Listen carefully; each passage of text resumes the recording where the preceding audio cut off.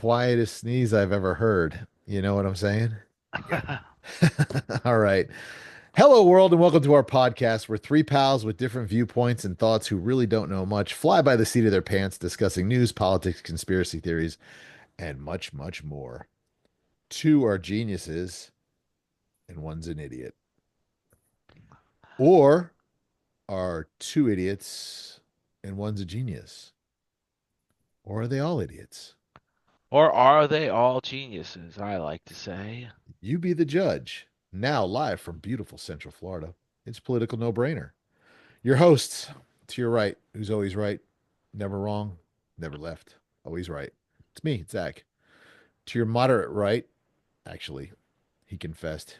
He's extremely right, which is beautiful. It's Derek. Undercover, super right. Super right, super mega. And to your left, left out, left alone, but never really left in the dark because he has a dog. Help him see. Oh, she's amazing. It's Coach Trippi. And tonight we have a very special guest for a second appearance. It's Coach Darryl Third, Blackall. isn't it Third? Oh, is third? this third? Third. The My esteemed. gracious. So y'all Sorry. done screwed up and let me on here 3 times. Wow. No, I done no, messed we're up. I done Darryl. These messed are up. great Now opportunities. you are tied with Lorianne because she's been on three Yes. times. I'm in good Anytime. company. That's right. Heck That's yeah, right. the Coach best. Coach Darryl Blackall of the why am I drawing a blank? Orlando Workforce Academy. Yes, Or is it just Workforce Academy? it's Workforce Advantage Academy, but I'll take that. I I'll take don't know. any It's a school. ad you want to give me. It's a school in a neighborhood that actually I sell fences in. I drive by it quite often. And one of these days I'm going to stop by. One of Come these days, on, I'm gonna stop man. by Mi the casa, nearest. tu casa. That's right. Is what's his name still there? The older gentleman that used to sit in the back Mr. office. Burrell, Yes. still there. He Yeah, comes in around lunch, give or take. He's know. around too. And then, yeah, sometimes 3:30. But yeah. I'll have to stop by for lunch one day and visit him. He makes me sit in his office with him. Absolutely. He's a He good is guy. my stage, man. Is He your has wife still forgotten more than running I'll ever is your know. wife still running the place? Is absolutely. She's at the front door. No, well, actually, I have a new attendance person, so she takes care of she is my gatekeeper, and then I still have Mr. Dupre. He's my dean and bulldog, and then then I got a giant security guy now. So we're just trying to stay compliant as these new school rules come in place. Did you guys still have metal detectors or no? Absolutely. Yeah. Every morning, it's like SeaWorld. It's like SeaWorld security. You come through there, you get your bag checked, you get wanded. Absolutely. Go to class, right? Right. It was like Wow. I remember at a Lee, you guys had the Yeah, same thing. It's a lot like that. And then you would lock up their phones in the lockers and give them key Absolutely. and Lorianne would find a bag that had a gun in it or a big bag of weed. She was the Yeah. weed police. They hated my wife. She would nail them every time with weed. Somehow they have forgotten that weed has a smell. Just a little bit. They'd bring it in my And so not they that her just students like, would bring it in my house, but two of them were her students who came in my house and would bring weed in here. and it's like, dude, you know that this gives away itself, right? I mean, it's almost like, what are you doing? And I for all told the folks that aren't around it all the time, it's really potent to us. So it's like, especially when they buy that just garbage stop. Leave skunk it in your weed. car. I don't care. Did any of Right. you like have it in high school where you smoked and you didn't want your parents to know? No. I smoked cigarettes. Impossible. I was not a Well, weed Yeah, smoker. they well, know. here's what we thought, right? So we would have like rules like, okay, if you're smoking in your car, your last one before you go home had to be like an hour. And then we would Are you go and we talking about would a joint or cigarettes? cigarettes, man. I was never a joint dude. That's Oh, like four of those ever. It's not my thing. my All dad right. told me you should never smoke in your car. It was his way of not letting me smoke in the car, but he said you should never smoke in your car. It decreases the value. Oddly Well, enough, I went when in you're the 16, you don't care. right, So Yeah. especially And since I was driving a '79 Chevy Malibu. the Right. value had already been plummeted. the value left when you drove it up. No correction, father. Leaving that lunch in your back seat for 2 weeks, that didn't decrease the value. Yeah. Right. Oh, so I had a friend. He used to go to the Coe auto auction and buy cars for us. Trippy, we don't lie in this show. You never had a friend. I had an acquaintance I had met once, and he used I to go to heard the of this Alcoa guy auto one time. auction to buy cars, and so this one car, he's like, God, that looks like a great car. I wonder why nobody picked it up. Well, it was a repo, and the guy crapped in the back seat before it got Oh, repoed, and it had been sitting out there in the hot sun for weeks because everybody other than him knew what had happened to this particular car. So he opened the back door and he passed out. He hit the floor. He said he almost oh, had to be taken away by an ambulance. He didn't. Oh, well, let me tell you a little story very similar. Back in a former life of mine, we got called to a scene, and my partner got there before me and thought it was hilarious. He says, "Hey, man, you got your crowbar, pop the trunk." There was a dead hooker in it. So yeah, I You oh, saw it? I instantly blew chunks. Yeah, yeah, he said he hit the ground. He said he fell over. Yeah, And he had because to pay. normally you get the heads up and you put a little Bengay under your nose or yeah. whatever the Little smell stuff, Vicks. little Vicks, and then you don't worry about it. But whoo, a ripe body that's been sitting in a parking lot, that smell will never go away. I can smell a dead body 100 miles away. Yep, absolutely. Yeah. Was not the So first, was not the last. But hey, what are you gonna do? I don't want to see any more Wow. dead bodies now. No, no, get no, too old for that food. I've done left that fun no. life, the wildlife. Now There's Yeah. you Zach. are now you are gonna be a successful podcaster and coach. It's gonna be great. It So is. who you coaching? Maybe I missed something. The Boston Celtics. That a go at a job. Hell, you've been holding out on me, I'm man. coaching the Dang. Man. Stallions. They don't even have a team yet, but whatever. They're working on it. I got to represent my wife's school. So Oh, that's the Stallions. last All week I was the alpha. This week I'm the stallion. Nice job, right. Zach. Yeah, yeah.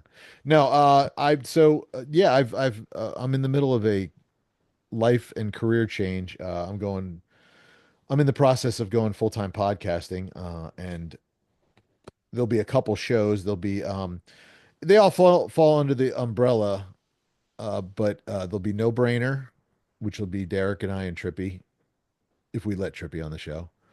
If we let him on the show, that is, oh my gosh. He's It's still in his like, show, isn't it? No, Political No Political Brainer no show brainer is is no, my show. No Brainer's my show. Or He's he's, Okay, going. I'm trying to figure out how this whole thing you works. see it as he's peanut butter and Zach's no butter. P and B and B. There you I, go. I Take the got it. wow. P off. You know, it's easy just with I can't Trippy. do Peanut Like, butter, jelly. baby. Peanut we butter, baby. now So that our political boys in brainer, office, we don't care about politics anymore. So they're Oh, they're Roger they're that. happy. yeah, we're They're happy. content. They're So Political content. No Brainer will be a very left skewed show where they cry all day about No, no, how we invite everybody, stop it. but Although, hey, did you read that email that guy sent? He sounds like he's one of my boys. he Who? does sound, and he's welcome. And you saw this, I responded. I'm I excited to didn't have him. see it. Sorry. But anyway, so Derek and I and Trippy will be there, but we're hosting a show called No Brainer where it's going to be very guest oriented. We're going to be talking to people like yourself who are professionals in the industry who are going to bring nothing to do with politics. We're bringing wisdom and stuff to the world through that. And then I'm going to have my own show, which will be a coaching show. I'm working on my branding as we speak. Um, I came up with Dr. Disruptor, but I'm not sure that's going to work. Um, and then Lorianne and I are going to do a show. She made me change the name. It was Zach on Zach, Living Oh my Abundantly. gosh. Oh, yikes. See, That look man. sounds disgusting, Yeah. man. So All of it's a just sudden, going to be Yeah. Zach creep. and I Zach just got living creeped out. abundantly. Zach and Zach living Aren't we glad abundantly. Lorianne made sense with him? Oh, thank you, I thought it was Lorianne. Zach on Again. Zach. Come on. I love you, So now brother, let but me that tell you name what. is awful. So now that we're on the topic, political no-brainer is going to be very political. I am Coach Trippy. I'm going to be a political coach. I'm looking to build a new brand of politics where we get away from winner takes all politics. So that's going to be my coaching theme. You will have a Hmm. great successful career at doing that, but you will never, and I don't mean this in a bad way, as we know how the independents do, but I don't think any other political party's ever going to supersede the Republicans or Democrats. No, but here you go. No, no, but Maybe yes, it's my yes. saying, maybe it's my saying, or maybe it's an old saying, but the people that are crazy enough to think they can change the world are the ones that do. I think I've heard this before. I don't think I've created it. If I Isn't that did like a just Steve now, Jobs saying? it could be. It could be Yeah, where I you heard it. I definitely don't stole know. that, bro. Yeah, he's gonna sue me. Go ahead. That'll give me a lot of publicity. But Steve everyone Jobs. Steve steals Jobs is going to everything. sue you. And just Uh, state for That the would be a record, I Steve agree with it. distraction. I'm pretty sure Steve Steve Jobs. Cook. Steve Cook is now the CEO. Is that I'm right? sure Steve Tim Jobs Cook. will not be suing you. Tim Cook. Tim, Tim Cook. Tim. You are correct. Tim Cook. But I So love yeah, that. that's I my love that statement though, Trippy, because it is true. Those who tell themselves they will are the ones that do. absolutely. So that's so when Zach asked a great question today, what are you coaching? Well, I'm coaching a new type of politics. I'm a Jesuit. I believe in education, and that's my big thing. It's near and dear to my heart. I believe we all can succeed with a type of education. What? And You're that's a what? Jesuit. Jesuit. Oh, Jesuit. Did I say it wrong? And I didn't hear what you No, said. I didn't hear what you said. no, All no. I heard was and I'm like, I what? You're thought a I was going to have Jesuit? to break out a dictionary for him, but I think Yes. he got it. First of all, I don't He know how to spell knows. dictionary. I got to find my wife to get me that. Right, absolutely. Your wife has done enough by saying, "Do not do Zach and Zach or Zach on Zach." Zach, That was Oh, a big. It's That Zach was a and big. Zach. I mean, Zach that on right Zach there is a action. godsend. Yeah, absolutely. Yes, you need You to be very guys are grateful just. she planted that seed in your head that you are an idiot. I mean, that you got the wrong name for your new branding. Wow, Trippy, what did you smoke this morning? You are on fire. No, that was one No, time. I fired him up in the car ride home tonight. I told him I was He coming told me, he after said, him. "We're going to brutalize you." I'm like, "Beautiful, Brutalize you. brutalize." I might invite Diddy to the party, and then you'll get. Never mind. Oh, Ew, Oh yeah. boy, Then you'll get all Lord, kinds of brutalized from there'll be all there'll be angles. other brutal. kind of eyes going on in there. Whew. Yikes! So here's how it all started. I've had a dream. I've had a dream. We've had a dream to do podcasting, and I went to a podcast convention last week. Yeah, I kind of followed you on Facebook like a stalker. Yeah, I Thank saw you. it. It was eye-opening. It was beautiful. I mean, and I met with a guy who I actually talked to him yesterday, Adam Schubly, who we're going to have on our show, Derek. He said he would definitely be on. Yeah. And he is a professional podcaster. He's a makes a lot of money doing it. And he was one of the speakers, and he and I hit it off really well and became friends. And he made a very, very, very strong point. He says, you guys need to figure out, is this a hobby or is this a business? If it's a hobby, it's awesome. Do it. Have fun. Roll with it. If it's a business, get off your ass and make money with it. Well, So, here's the thing. I've so always been fine with. I jumped on that. I also went into a couple other. It was Wednesday, Thursday, Friday, Saturday, Sunday. I didn't go Sunday because it was only an hour and a half long, and I was like, I'm not driving to SeaWorld for that. It was like the gratitude day where everybody's like shaking Yeah, hands and shaking babies and kissing hands, as I like to say. right. My favorite. And and and I had met all the people I wanted to meet and been to all the talks I wanted to go to. And my mind, it was literally like and three people said it there. It was like drinking out of a fire hydrant. Yeah, You got something down your throat, but you got knocked over a bunch of yeah, times. yeah, absolutely. And it was eye opening. And I said, this is what I want to do. So I'm building a studio here at my house. So let me Um, get this right. You're 55 and now you know what you want to do when you grow up? 56. Okay. I just And I want to will make come sure and I'm talk your tracking. kids. I will talk your kids on what not to do. Okay. Do not wait till you're in your 50s to figure it out. Now, Well, man, I've been a podcasting sales is guy only. forever, and I've What been is successful at podcasting? it. 10 years old now? Really? I mean, is it I don't always know. been? I don't think No. No, podcasting has been no, it around used to be forever. called No. blogging. Or talk radio. That too. Talk. So But yeah, that it just started had out like with a AM host, talk right? radio, Yeah, I guess Well, so. yeah, and then call it went to in. regular talk radio, and then you Yeah, had you're like right. shock jocks doing talk radio, and Yeah. then they went to vlogging. People used to vlog, and then well, first it was blogging, then it was vlogging, and then now it's gone to podcasting. And podcasting is probably, I don't remember the statistic I heard, but I think it has more listeners than radio and satellite radio put together. Of Wow. course. You know, Yeah. I mean, look at Joe Rogan. What does he have? Like, 20 million subscribers almost. that's ridiculous. How many other And then there's mainstream like anythings Natasha. have 20 million active listeners? The answer is none. None. I Yeah. met this girl named Natasha. Yeah, you did. How you doing? How you doing? She's a motivational speaker. Phenomenal. This girl had a great story. Really, really awesome. And she has 13.5 million subscribers. Point eight. Don't degrade her. I'm sorry, point 0.8. Take us to church. Take it to church.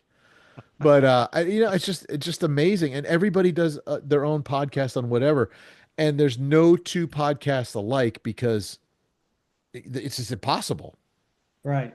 Even if you And have the and same opinion on something, somebody's going to say something wacky or different and or there'll be like people who would like to absolutely. listen to me, and then there'll be people who'll be like, "That guy's an idiot. I'm not wasting my time."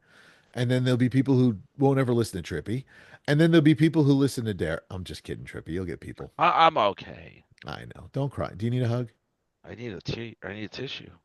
If you got issue, here's a tissue. Go take a lap around the world, buddy. Walk it up. Walk it off. Oh, Now we there's some still. coaching right there. Rub a Broken little arm, dirt on walk it. it off, Rub a right? little We dirt got on it. some. I I remember a agree. funny story. Speaking of I coaching, agree. I was playing baseball, little league, Mm, and my dad was the coach because my dad loved base. My dad played minor league ball till he ripped his muscle in half. And I was third baseman, and I went freaking screaming grounder coming at me like it was on fire. It was coming so hard. I rolled in, dropped down, it caught the lip, bam, nailed me right in the head. Out, yep. out. Took a nap at third base. Literally, my dad was waking me up, going, "Hey, rub dirt on it. You're fine. Come on, get up. You're good." Now I'm there'd be like, an airlift. You'd be He's like, airlifted. use that Yeah, glove and to catch the ball right in the face. there'd be concussion protocol and yeah, you'd see me with absolutely. the big helmet like the guy in the NFL wears now because he's had so many concussions. I had nine Now, concussions, by the way, yeah, you That did that it. ain't I bad. know Right of. You on. That should have started with that, Zach. Then that we I would be know more of. kind to you. That That I should be know on of. your resume. Yes. Zach Yeah, had yeah. a brain trauma. He had brain surgery. Yeah. And it was probably from those nine concussions and That may be. getting It's in a all starting scrap to or make two, getting sense, man. punched in the head. Well, when we played football in the 80s, coach, you can attest to this. We used our head to tackle. Hell Yeah, yeah. Put absolutely. your head right here in the numbers. Yep. And Dude, just try to tackle with your face up, right? See Hit them what you hard enough tackle. to knock yourself out, and then you did a good job. can I Absolutely. can I tell you a mini story? Absolutely. We were What does it start with Once Upon a Time? yeah, once upon a time, maybe it was sophomore year or JV football or could Okay. have been. It was one of those, the first two up north, the first two games of the year, smoking hot because it's like the last part of August or whatever. Right. Yeah. And it's just one of these days, and we had a beach mixer at school, and coach is like, "Don't go in the sun, you'll get a word out." Of course, we did. We're like, "Screw that." We come out all amped up, vitamin D, full of testosterone. It's literally 95 and humid in Michigan, which is a pretty rough day. And I Mm, remember you remember you get the jitters like the first kickoff, because someone's about to get hit, and you just hope you're the guy hitting, right? But you're like, right. ooh, it's like you going on stage before the first song, and Yep. you're shaking, and you're like, oh man, someone's gonna get it. And man, we fly down the field, my friend and I think he got the better hit than me, but one of us smashes into the kickoff return guy so hard, face mask to face mask. This is gonna sound like I'm exaggerating, but I remember it. I smelled it. You could smell the burning paint. The I helmets remember rub I rub that remember just hard. hearing a smash in our both of our heads just collided into his head. Face mask to face mask, in the paint on the face mask because of the heat and the collision and the friction, you could smell it. And I was like, that I was love awesome. it. I love it. That's how you hit And somebody. nobody That's died, that's rock Nobody and fortunately. roll. died. Nobody. We don't Wow. That's remember how that's we rock and don't roll, remember the baby. rest of the game, but we remember that But portion that right was there. awesome. Darryl, you grew up semi up north, right? I grew up a little bit of everywhere because I was a military brat. Like I spent my 12th birthday in Istanbul, right? Because everybody does. Because everybody And does, then yeah.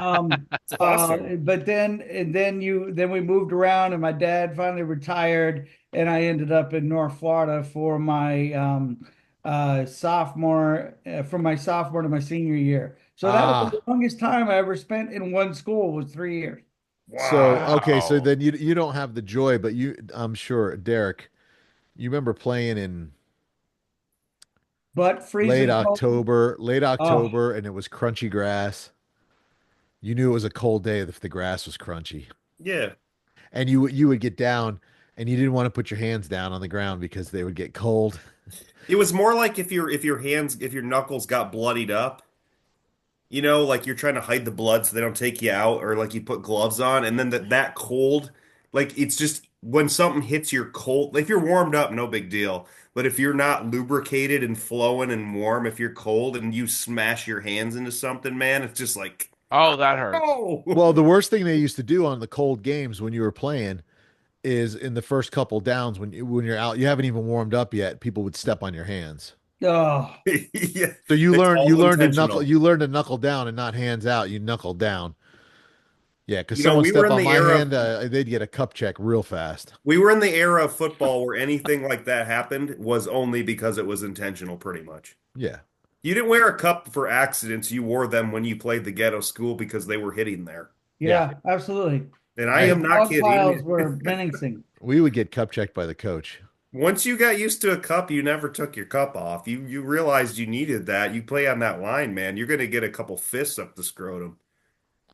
Well, let me tell you, the reason Well I worth I it. got used to a cup because when I was playing baseball, I realized I did not like third base as much as I thought I did, and I became a catcher. Oh, dude. Oh And yeah. you definitely you want to have a steel cup on. You catch that one skipping off the home plate where they throw a wild pitch and it catches your inner thigh and bounces around about 13 times. Yeah. I'm picturing the Randy Johnson pitch in '01, Yeah. uh, where he hit the bird. Hit the bird, yeah. Yeah, and it just turns into like pillow down. Pillow Yeah. feathers. Well, here's the crazy thing. So my dad played pro ball or semi-pro ball, and then he was a big softball fanatic. My dad was an outfielder. He had a rocket. I mean, he had a cannon, but he could pitch fast pitch underhand. And when I was learning to catch, he used to throw to me. And one time we were down the shore, as we call it in Jersey, Right. and we were on the boardwalk, and they had those. You remember those the things where you could throw the ball and it tells you how fast you throw it, the radar gun or whatever. Yeah, So I yeah. Yeah. get up and I throw it at, 45, 50, whatever. It was something silly. I did not have a cannon for a pitcher. I was not a pitcher by any means. I could hit second base. That's about it. But my dad gets up, does a fast pitch underhand, didn't even warm up, 92 miles an hour. And No, I he said, didn't. he did, I promise you. That's Rocketeer, man. And I said Wow. to Did he I even said to throw his my dad, I shoulder out? said, do you throw the ball that fast at me? He goes, no, faster. I'm like, and I don't wear any gear in the backyard. I'm just me and him having a catch, and he's throwing rocket ships at me. That's why I was not scared of baseballs. Did you get it where you hit it right here on the Oh, my hand would Hmm. my ball? my Oh, my meat of my hand would be numb. It would be I know you feel raw. that. Oh, that's why I loved catching because the catcher's gloves were huge. And there was no kid in little league or high school that could throw that hard. I never had a kid who pitched as hard as my dad did. Yeah. And he was throwing a hard ball at me that fast, not a softball. right. It was pretty insane. He was, for a little fire plug, my dad was 5'8" and he was Well, let me just say this is why I'm glad my kids are swimmers because because you're not athletically inclined at all. I'm not at all athletically inclined. Not at all. I've seen you walk. You have trouble with that. I have trouble walking and I can't Stumbling, run. bumbling. I can ride a bike. I like Like that. what's his But name? What's his name? that's not athletic. Chris Berman from Yeah. ESPN. Rumbling, bumbling, Rumbling, stumbling, stumbling. bumbling. That's Trippi when he gets out of his truck. Oh, and Derek, don't let him drive your new Corvette. Derek, you got a new Corvette? Derek, you got a new Corvette? Yeah, we bought a shop one. We got Sorry, her. Derek. Yeah, very, very small. Very small. Um, yeah. We decided to get out of two shop leases. We're not using our truck at all for like architectural, and then I like my other car, but I'm way ahead of it equity wise, so You got a we Corvette? sold It's those, and for the then shop. It's not we got a his. vet for so we can do like all of our products to it for the shop. Low mileage. It's not even in my garage, it's in the shop. It'll only be in my house Saturdays and Sundays, but Wow. yeah. Nice. But it's a Corvette, and it's the biggest engine you can get. It's a 2020 Stingray 3LT. So it's what, 6.2 liter, 490 horsepower, 0 to 60, 2.9. It'll put you in the back of the seat. But It's we but it's drove a it. mid it's the mid engine though, right? I don't, what does that mean? The Like engine's the behind engine's you. forward, the Yes. back. Yeah. Yes. It's not in the front, it's behind you. Yeah, is that bad? It's like no, that's great because here's the problem with Corvettes. I love the old Stingrays. 78 through 82 were my Yeah. favorite vets. Oh yeah. But man, that ass end will get squirrely on you in 32 seconds. You don't even know what happened. You're wrapped around a pole. That's why if you ever watch videos about Ford Mustangs and they all wreck, everybody wrecks a Mustang because they're so light and they lose control so easy. Corvettes were the same thing. And It feels I good. love It them. feels good to drive. And then when I opened it up too, I was pretty pleased at how accessible that is. So it's like it's not going to be that difficult to work on, to be Did you honest say with it's a 6.2? you. Yeah, dude. You know, my truck's a 6.6 Are Oh. we talking about liters or length? liters. Oh, Have okay, you, that's good. have you not seen yeah, you'd see my truck. You guys Yes, I've see seen your detail. truck. I freaking It needs another detail, by the way. stored your truck in my garage. Yes, you did. Oh, you left it overnight? Yeah, well, when they do the ceramic coating, it Oh, it's has got to to dry. Better to yeah, cure. better to cure so it doesn't You get don't rained have on. to, but I mean, And folks, if you're in Orlando and you need a tint job or anything else to do with your car, go see Derek at Turbo Tint. Tell him Zach sent you. He'll probably throw you out of the shop or give you 10%. It's the flip of the coin. Who knows? I don't know. so today we hit 1,955 reviews at a 5 star. So when you search Google My Business Listings and you get the shorthand where they just round up your reviews, it actually says 5.0 2K. So I was Nice. like, Nice. Congrats. which is the number third highest in all shops anywhere in Central Florida, and we have been in business less than 3 years versus 18 and 30 years like the other guys. So If You're we're on a pounding it, roll. man. is there any there's no other turbo tints around here, is there? There's a Sarasota and Delray Beach But now. you own Central Florida. Yeah. Nobody So else are can they build like here. franchises? Because I really I don't know what Yes. that means. So Yes. Yeah, yeah. Yes. He owns the territory, Yes. which is Central Florida. well Yes. done. Yes. Yeah. So I have to ask because I don't know, Mr. Derek. So is this going to be a hobby then, the podcast, or is this part of your business plan, or how are you looking at it? Well, Zach's obviously like leading the charge, he's got the true passion, but no, I look at it 1,000% like a business. I don't Okay. know. I was one of those kids where I didn't feel like I had positive personal self messages, so I got all my self-worth out of achievement. Okay. I'm rewiring my brain right now to try to get that a little bit more personal. I'm I actually working with I know a coach recording who can help Dr. you out. Shad Helmstetter on that. It's called What You Say to Yourself. It's really cool. Called Self-Talk. But because of that, like when I do stuff like this, yeah, I think like this right here we're doing, guys, is so enjoyable to me, honestly. Like this is fun, right? But I would like to see it be focused like a business. And then really the only difference about that is just changing the focus of what you do, deciding what your niche is, and deciding how you're going to maintain consistency and structure. And Zach has really spearheaded that one since he's been to the conference. The passion he's had is just incredible. Like it's like I see it in him, like, and that makes me feel good, like business wise too, because every time he talks, it's like he has such appropriate passion and self worth for this that it's like you know it's going to evolve in the right way, and we just have to get it going down a focused path. And we spoke about that, and I think we're pretty settled for that show on what to do. So I'm really excited, man. But That's Yes. cool, it's man. got to be enjoyable too. Like if you're passionate about it, then No, your audience will know, right? they know, man. If you're bullshitting or if it's real, they're gonna know.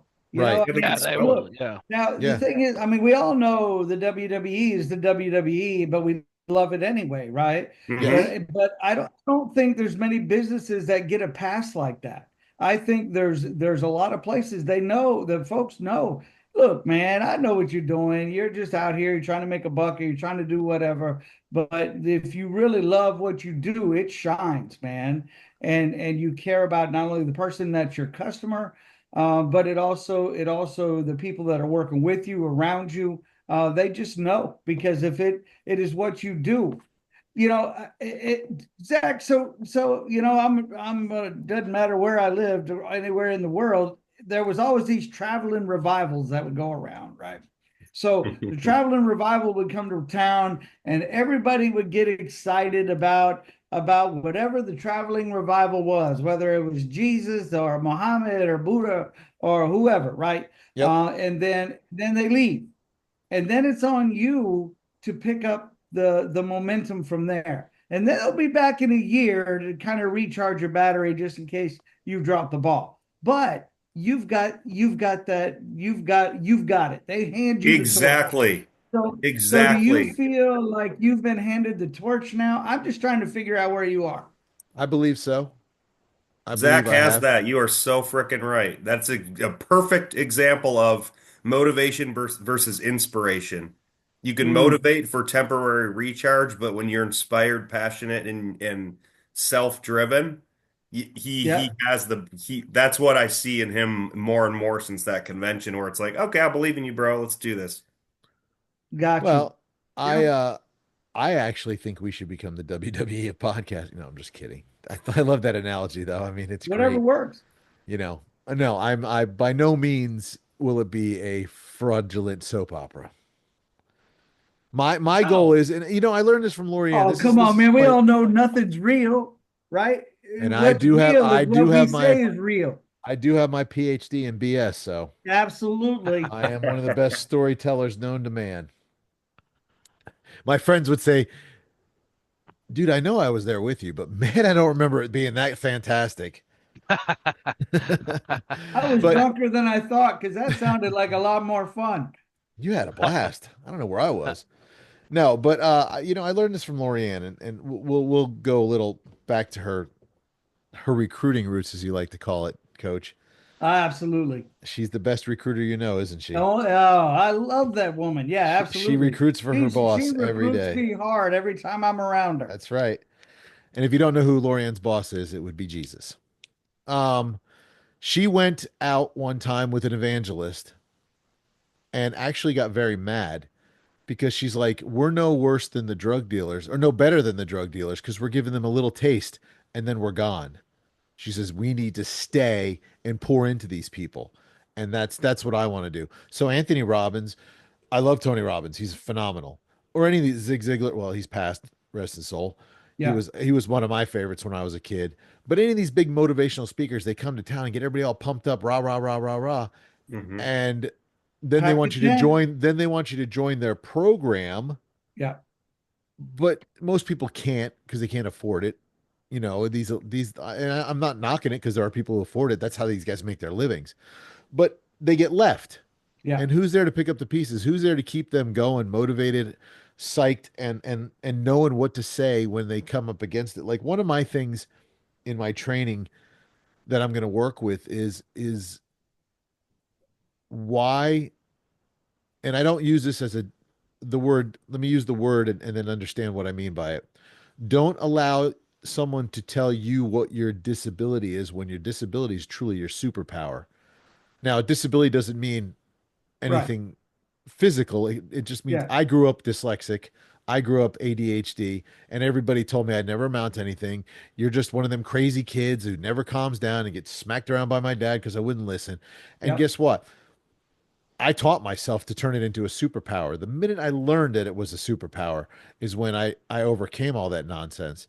And I love that movie. Oh, dadgummit, I just saw it with they take the pill and it Limitless, Hmm. right? It's I awesome. love that where they talk about you only use a very small portion of your brain and this opens up the rest of it. Well, I don't need a pill to open up the rest of my brain. I'm just going to keep digging until I figure out how to open it up. Right. Did you know it's scientific fact that positive self-talk and belief actually builds left prefrontal cortex tissue, Well, then which is I need to capacity thank for your Mama Zach brain? for that. I'm serious. And you talked about this what a couple days ago, with because I asked you, where did you get that from? Where did you get that innate ability to My mama. it exactly? And you were talking about your mom and doing well with Amway and all this. Yep. And obviously they're a leadership development organization, right? So they're Yeah. reaching 100%. Zig Ziglar and now Robert They're the Kiyosaki. biggest rah. They're the original rah rah. Rah rah rah, right? Yep. But what I think, I mean, if that's the root, the stem of where you received that, trust me, when you got those little plugins, being the convention or whatnot, that blossoms, that shows very clearly through you, and it's like it's great to see, man. It's Well, great to see one of the because you're things like that's that. that belief is going to happen. It's not going to feel Right. good tonight and not happen. That belief is going to carry that journey through. I've been taught different ways by different people, but if you visualize it, you see it, you believe it, it will become. And I'm proof positive. Look at what's parked in my driveway. You know, Yeah. I said I wanted a 2500 diesel truck. People are like, you'll never get one of those. They're $100,000. Go out and look at my driveway right now. There's a $100,000 truck parked in my Dude, driveway. check out this app, man. Recovery? Are you an addict? No, no, this is like all different self-talk programs for basically I don't know if you've ever done like neuro training, like brain training, where it basically I shows have you shows you movies neuroscience. and then it teaches you how to breathe, right? A lot a Yeah. slower pace, get in line with your lungs. And that's that's the secret to a lot of stress and focus. But this is called self-talk, where these programs they're focused, but you don't like to get good at sales, you don't need to listen to the sales one all the time, but you do need self-esteem, you need positive living, you need taking control of your life, you need problem solving, stress relief, all of those things. And it's just a rewiring of your brain in terms of it's like as a kid, if you're told the whole time you're stupid, you can't do anything, you're gonna believe it by the time you're age 12. Your self-esteem go it's a tragedy. Like think about it. If this doesn't make you cry, there's something wrong with you. A child who is a perfectly capable, beautiful kid growing up being told they're nothing and then believing they're nothing and then being around the wrong people, having no self-esteem, eating themselves to death, doing Yep. drugs, Yep. or amounting to nothing because they were told they were nothing, not because they are nothing. I Mm, mean, I can't keep going. Like I'm gonna cry, right? Because it's just it sucks. And then you look at like successful people or popular kids and they were told the good, not always, obviously. Some people have an adverse or reverse, they say that's BS. I got to separate myself and they learn that early on, but most kids don't have control over that. And so you can look back now and see people that are successful now and how they were and sometimes that's a really direct correlation. And who doesn't want like who mm, doesn't want a child to feel good about themselves and make decisions accordingly?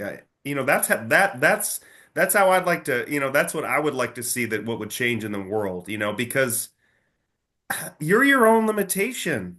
Now, we're not all LeBron James and can dunk a freaking 14-foot basketball hoop and score 35,000 points. I But, but, cannot. but, but, but, there, all of us can play basketball. All of us can play guitar. I mean, now, we're going to be good at certain things based on what our true passion is or what we enjoy, Right. maybe some genetic stuff, but we're all capable of doing anything. Well, and one of the things, so I've been a rebel since I was born, since day one, you know? And actually, so I'm one of those kids who, if you told me I wasn't ever going to do it, I did it just to prove you wrong, Yes. almost to spit in your face. I used to tell my dad I was going to play for the Dallas Cowboys. I'm a big Cowboys fan. sorry about that. I know. It, I've become used to being let down. Um, but he would say, no, he's like, stop talking stupid. That's what he would always say. Stop it. You're not going to play for the Cowboys. So when I moved to Texas, I told him, I said, all right, I'm going to do one better since I didn't play for him. I'm going to go get season tickets and I'm going to go to every Cowboys game. And he says, don't be ridiculous. You can't afford it. It's, you're not, no, no, no, it's not. So I said, all right. And then one Sunday I called him. I said, Dad, Cowboys are playing the Giants today. He said, yeah. I said, watch the game. He said, okay. He watched the game. I called him after the game. I said, what did you see? He goes, well, I'll be. I saw my son standing on the sideline of the Dallas Cowboys. I said, yeah. He goes, how did that happen? I go, I work for them. I run the sidelines.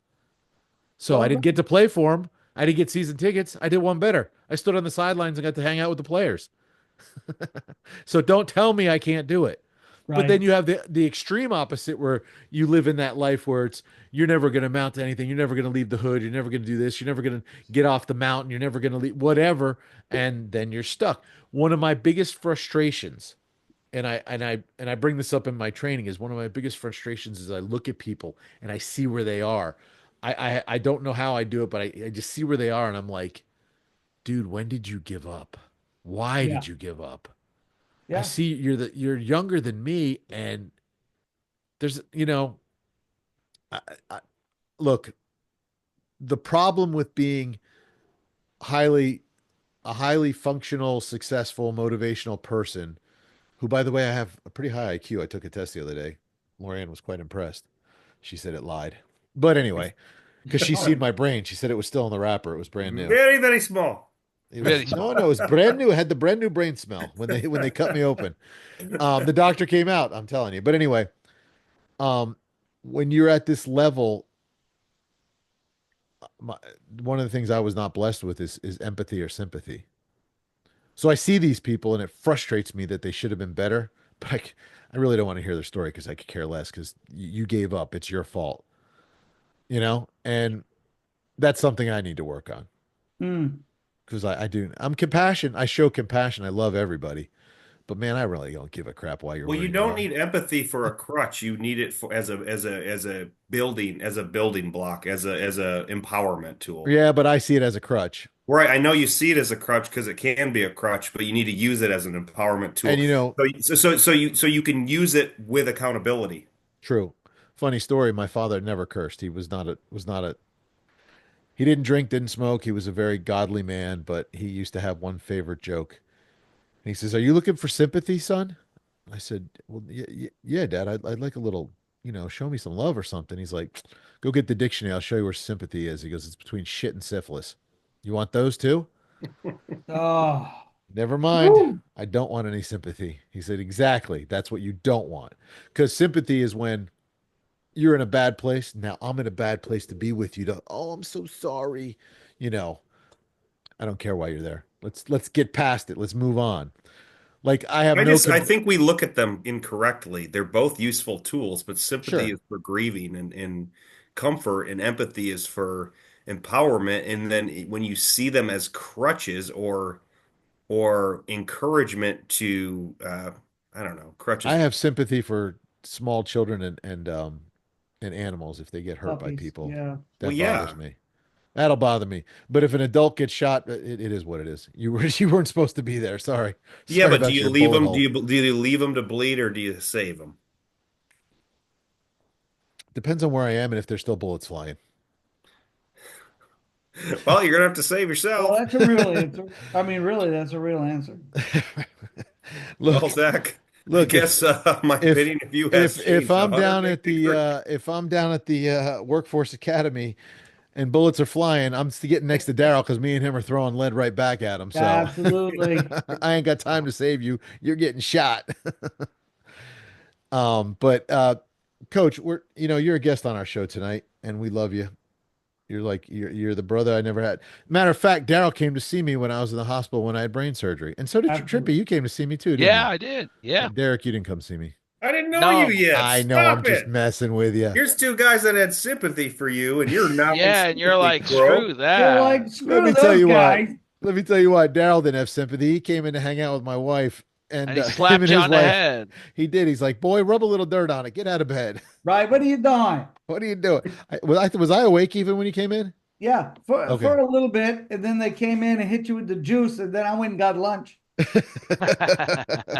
That's right. They had me on that Dilaudid. Whew. Oh yeah, Oh, baby. oh, it was Or horrible. should I say, yeah, baby. Yeah, there was no, yeah, it was out instantly. As Now, soon is as it hit me, Dilaudid I is was done. Dilaudid considered a narcotic, or is it considered an anti-inflammatory No, it's a narcotic. It's a narcotic? Yeah, painkiller. yeah. Yeah, what I It's don't it's get Well, what they're above both like painkillers, Dilaudid but works. it's some, like yeah, right. Vicodin, Oxycontin, Dilaudid, Morphine. and then there's heroin. Yeah. Actually, Wow. Dilaudid is synthetic heroin. That's cool. It was not very fun coming off of it. I bet not. No, I had Was it fun being withdrawals. on it? No, I didn't really like it. I could see why people like to do heroin if that's what it does because it takes everything away. It just makes everything. You get that I whoop, whoop, bet. whoop, whoop, whoop, whoop, whoop, I and think then you're I've told out. you this before, but I've had Vicodin maybe 3 times in my life. Wisdom teeth, Right. mono, and maybe one other time. And I can tell you, man, by the second instance of needing it, when I went to urgent care, all I had to say was, no, not 1,200 milligrams of Motrin, Vicodin now, and I'm not leaving until I get it. And I got it, and I took it. I loved it, felt great. Didn't do it again, knew it was powerful. Probably sold it to a kid for I 250. can't do Vicodin actually. Huh? I You got cannot do. allergies? No, I want to fight people. Oh, wow. Okay. Makes me Dude, to very me, angry. it makes me like, to me, it's like ecstasy. Like every like neurotransmission just gets really light, and I'm flying with unicorns while I'm on the couch. And I I've never abused it. I've only, like I said, taken it 3 times in my life, but man, I thoroughly enjoyed it each time. I was very happy from going from the worst migraine to the best, just Mom, I feel good now. It is all good, baby. Anyway, So So, all right. So back. you had me at motivational speaking, right? Because I think really all what I do now is I really do just coach. I'm like the life coach for 300 kids every day, You right? are. You are. So, so I so get what you're saying. Like I had a young man in there today, right? Now, because our kids are still kids mhm. and they can't, some of them, okay, I know this is going to sound weird, but our boys are struggling because they don't know they're going between this 17, 18-year-old young man who's never had a man in their life. Only person at home is mom Right. or grandma. Then Right. they come to school, and we all know schools are 90% women. So they have no, if they don't have a coach, there is no male role model in their life. Right. And so now they're trying to figure out what is my role as a young man? What is my role? Where do I fit in on this planet? Where do I even fit on my in my house? Where do I fit in a relationship with a female? Am I just going to be the sperm donor and leave, or am I going to stay and be a dad? Right. And man, and I tell you that because the paperwork is bullshit.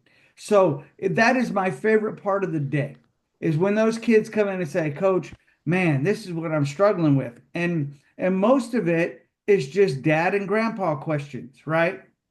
And you get that opportunity to spend that time with them and just help them figure it out, right? And they get caught up, and I have to keep reminding them, a lion doesn't worry about the opinion of sheep, right? So you have to say, yes, I hear that person over there telling you can't.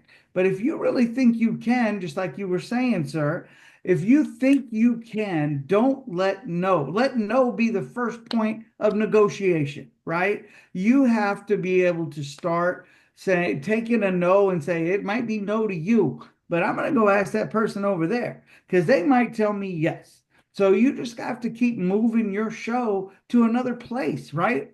Until you get somebody who sees what you see, and trying to make sure that these kids are doing the right thing. Make sure that they're not going to end up at 33rd. They're going to be doing, they're going to be doing their own businesses or being a hell of an employee wherever they work. And I tell you, that is so I get it. When you were talking, I was getting excited because I know how you felt, because you know that there is people out there that need to hear what you have to say. Right. Just like you said, sir, you have to train your brain, Hmm. right? You have to train your brain to be your best friend and not your worst enemy. You cannot Right. give space in your brain and have you be your own enemy. Your Mhm. enemy cannot live between your ears. You have to get out there and get after it, right? And you have to prove, sometimes you got to prove yourself wrong, right, Right. Zach? Sometimes you Uh, got to prove yourself wrong. every And day. because if it's something that you want to do, you can achieve it. But how hard are you willing to work? How much are you willing to pour in? How much are you willing to be that guy to put up the tent in that town and spread that message. And that But means a but lot. but you need to stay in the town with the tent and build the people to spread the message more. We have to Absolutely. you got to get it programmed If in. you believe it, well, I think you just hit it. Is it a hobby or a job? There you go. Mhm. 100%. 100%. If it's And a hobby, it's a traveling tent. but here's how I look at it though. You can turn it from a job to a hobby because you love it so much and then it doesn't matter Well, anymore. when you say is it a hobby or is it a job, but I think what you were saying, Zach, is it a hobby or is it a real profit? Do you want to turn this into a real profitable business? And all I'm saying is you can start out slow and tweak your message and really turn it into something big.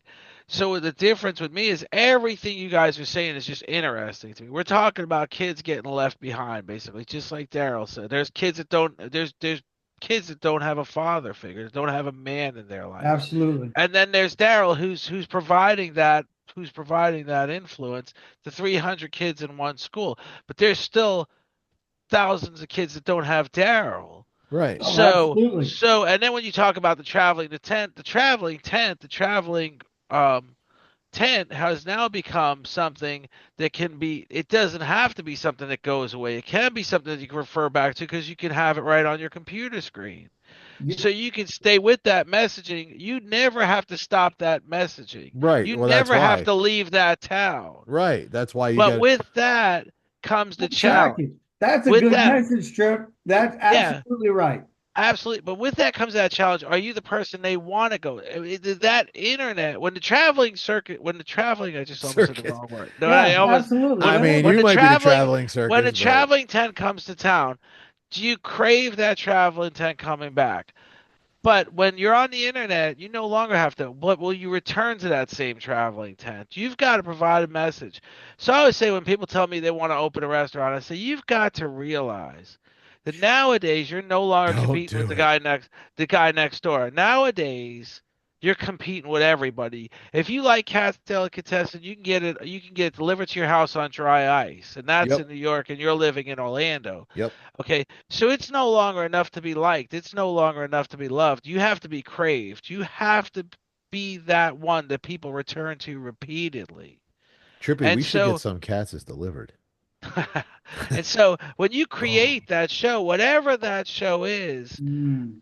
you've got to create something people will return to routinely. They want to see you again and see and hear what you have to talk about. So it's the same thing with me. I'm not going to say my show is going to be the biggest show, but we're going to provide insight. I'm not going to just bash Trump or bash politics in general. I'm going to build something better. Something because we don't have anything right now. You either pick red or you pick blue. Generally you stand by red, you stand by blue, but none of it's worth a crap. well, But I we want to always build say there's the right wing and the left wing, and they're both from the same bird. Yeah, right, or the absolutely. fish, like the Italians say, the fish stinks from the head to the tail. Right. When people tell You me, know, you do always say I that, but think I've never heard an Italian say that. I've heard it in movies. The mob Oh, say it. the The mob mob. says it. But when people try to tell me Biden is now the worst president in the world, and Jimmy Carter was okay dying because he was no longer the worst president in the world, you know, I've never and heard then anybody say that, but that's Who great. said that? That's a horrible statement. I think it's a great but statement. but the Jimmy truth Carter said, was, finally, I can go. but the truth is, if I have ever, at least Jimmy Carter had something worth pinning believing in. Whereas I've never seen any other politician have anything worth believing in. Yeah, but Jimmy Carter had something to believe in as a man, not as a politician. Only because we look at politics like it's going to be the be all solution to everything, and it's not. Absolutely. It's not. Thank you. The Oh only be all God, that solution to is so everything, right. the be all The solution to only everything is reason it's education. become that, the only reason it's become that is because American society, let me scratch that. The media has made us as American citizens become and believe that. Well, like I said once before on the show, at least once before, the reason the Vietnam War was so unpopular is because it was the first time war was televised. Hmm. Sure. So then they tweaked it with the Gulf War. They said, "Wow, watch this bomb go down this chimney. It's exactly the building we wanted to hit." But they didn't show the image of the chimney exploding and a brick hitting an old lady across the street in the head and killing her. Casualties They Right. of war. changed they changed the Casualties of narrative. war. Come on. Right. Yep. No, Casualties of but they war. changed the narrative. Right. It So all It's all in the spin, right? It's I all in the mean, spin. and the audience, what do they, you almost have to know what your audience wants or the audience that you're looking for, and then almost kind of craft your vision or your news story or whatever it is that you're promoting to that audience, right? And And they've gotten then, very good at that. oh, absolutely, And then they've they gotten know. very good at that. And then so whatever you're offering on the internet as far as a podcast goes, it's got to be something people really want. It's got to be something. And so when people ask me, "Is this a hobby?" Yeah, it's a hobby because I gotta get my message. I gotta tweak my message, but it's gonna be bigger than a hobby ultimately because I believe we can. We don't need people believing in politicians. We need, like you guys said, we need people believing in themselves. And how do we get to that point? The way we get to that point, the be all end all, the be all success all, the way to get to success is education. So the kids that don't have a father, the kids that don't have a positive influence, the kids that only believe they'll only succeed if they either are very good athletes or ultimately Right, they're not very good athletes, or the kids that are timing out of foster care at 18 and are thrown to the street with no life skills. We've got to instill in them from an early age life skills that gives them ability to grow their own future. So from the beginning and from K through 12, we need to teach kids that if you want to be a parent, there's a lot more to it than just getting somebody pregnant. We got to teach them all about life. And we're not doing that in our school systems anymore. Darryl's doing it in a way because he's teaching kids how to other things, how to get an income, how to become a plumber or a carpenter or a good worker. right. And Darryl's also sitting with them in his office and conveying to them an important message. So how So how do we clone Darryl? No, it has nothing to do with me. I think you have to just find, because look, guys, we got four guys sitting right here that I think are could be what's the internet term? Influencers, right? We could be influencers. influencers. So because each one of us every day is a by and large a type of influencer, right? Yep. And then we all have our own audiences. I have been working with kids now for like 20 years. So I have found that my niche, my audience seems to be 17 to 20-year-old people of color, right? I for some reason they listen, they're drawn to me, they'll drink my Kool-Aid, right? Right. And I think that um has hopefully made an impact in their own communities. Guys, we're halfway through this year, and I probably have had a dozen kids come back that have graduated in the last 6, 7 years. They've either joined the military, gone to Job Corps, went to a trade school, hell, just went to work. But they wanted to come back just to let me know that they're okay. I'm okay, coach. I'm stationed in BFE right now, but I'm okay. Or I went to Job Corps and now I'm a pharmacy tech in Atlanta, or whatever. And they just, I think that's important to know, because there are days I come home and I feel pretty beat up because it's like, man, these kids ain't getting the message, right? They're not hearing me. Or when Orange County comes knocking on my door and says, "Hey, I'm looking for little Timmy. Is he in class today?" And then he leaves in the shiny bracelets, and it's like, shit, they're not hearing me at all, right? And then you have these kids come back and Right. go, coach, not for nothing. I know you think nothing happened or I wasn't hearing you, but this is what I'm doing. And so we just have to keep that message out there. This is why I think what you guys are doing is crazy important. I don't care if you guys think you are yelling into the effing wind. I want you to keep doing it. I don't care if you look at it as a job. I don't care if this is your hobby. I just think what you guys do is important because somebody will hear you. It may sound foolish at the time, it may just be a joke, but It doesn't matter because it may be the laugh that person needed today, so they didn't put the gun in their mouth. It may be the laugh that they needed. So I applaud you guys. I don't care if it's your job. I think this is the most interesting conversation I've had in days because I am hearing passion. I am hearing dreams. I am hearing goals. And how can anybody not support what you guys are doing? So now Um, let me hang on. Let me build on what Darryl just said.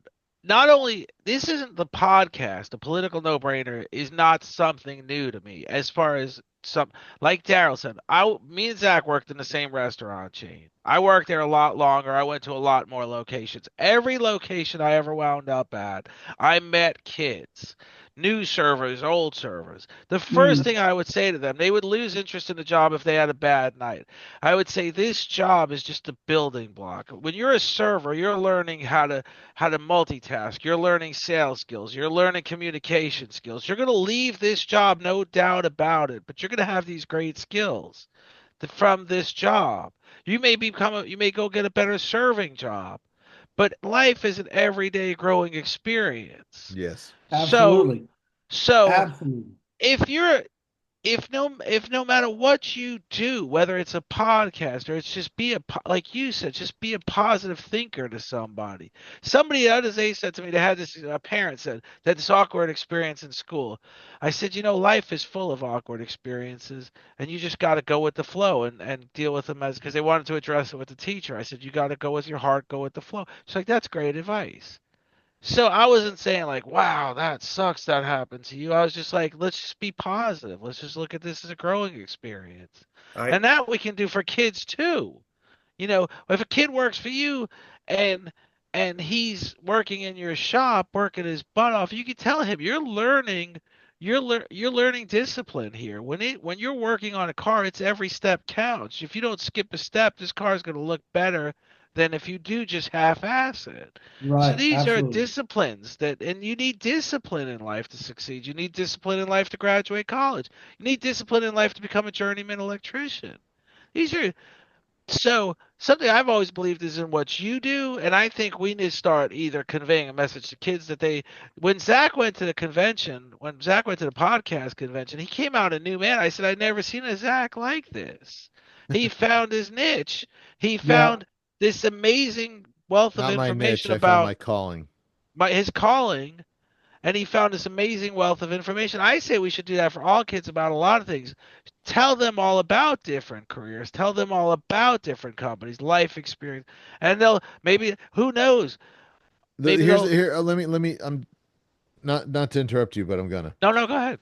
Here's the problem. You have to start young because a lot of the older kids and Darryl, you could probably attest to this, have already seen Johnny on the corner making cheddar, and they're like, "What do I got to go to school Yeah. for? I'm just gonna go sling rock. I'll make $1,000 a day." Right? Yeah. My dad works at the oil shop changing oils in cars, and he Yeah. makes $42,000 a year, and I can make $42,000 in a month. In a month. Yeah. Yeah, so they don't care. You have to start young. Pastor Joe used to bring people out on stage, kids. He'd bring one kid dressed up in a suit and one kid dressed up in a jail outfit. And he would say, which one do you want your child to grow up to become? Well, then we need to start with your child now Yeah. because you can't Yeah. retrain an adult. And I kind of disagree with that. I That's mean, not true. You you can can retrain an adult. You can. you can train old dogs new tricks. I used to hear that in the car business all the time. I ain't gonna hire that old bird dog. I mean, blah blah blah. You can't train an old dog But new that doesn't tricks. defeat the importance of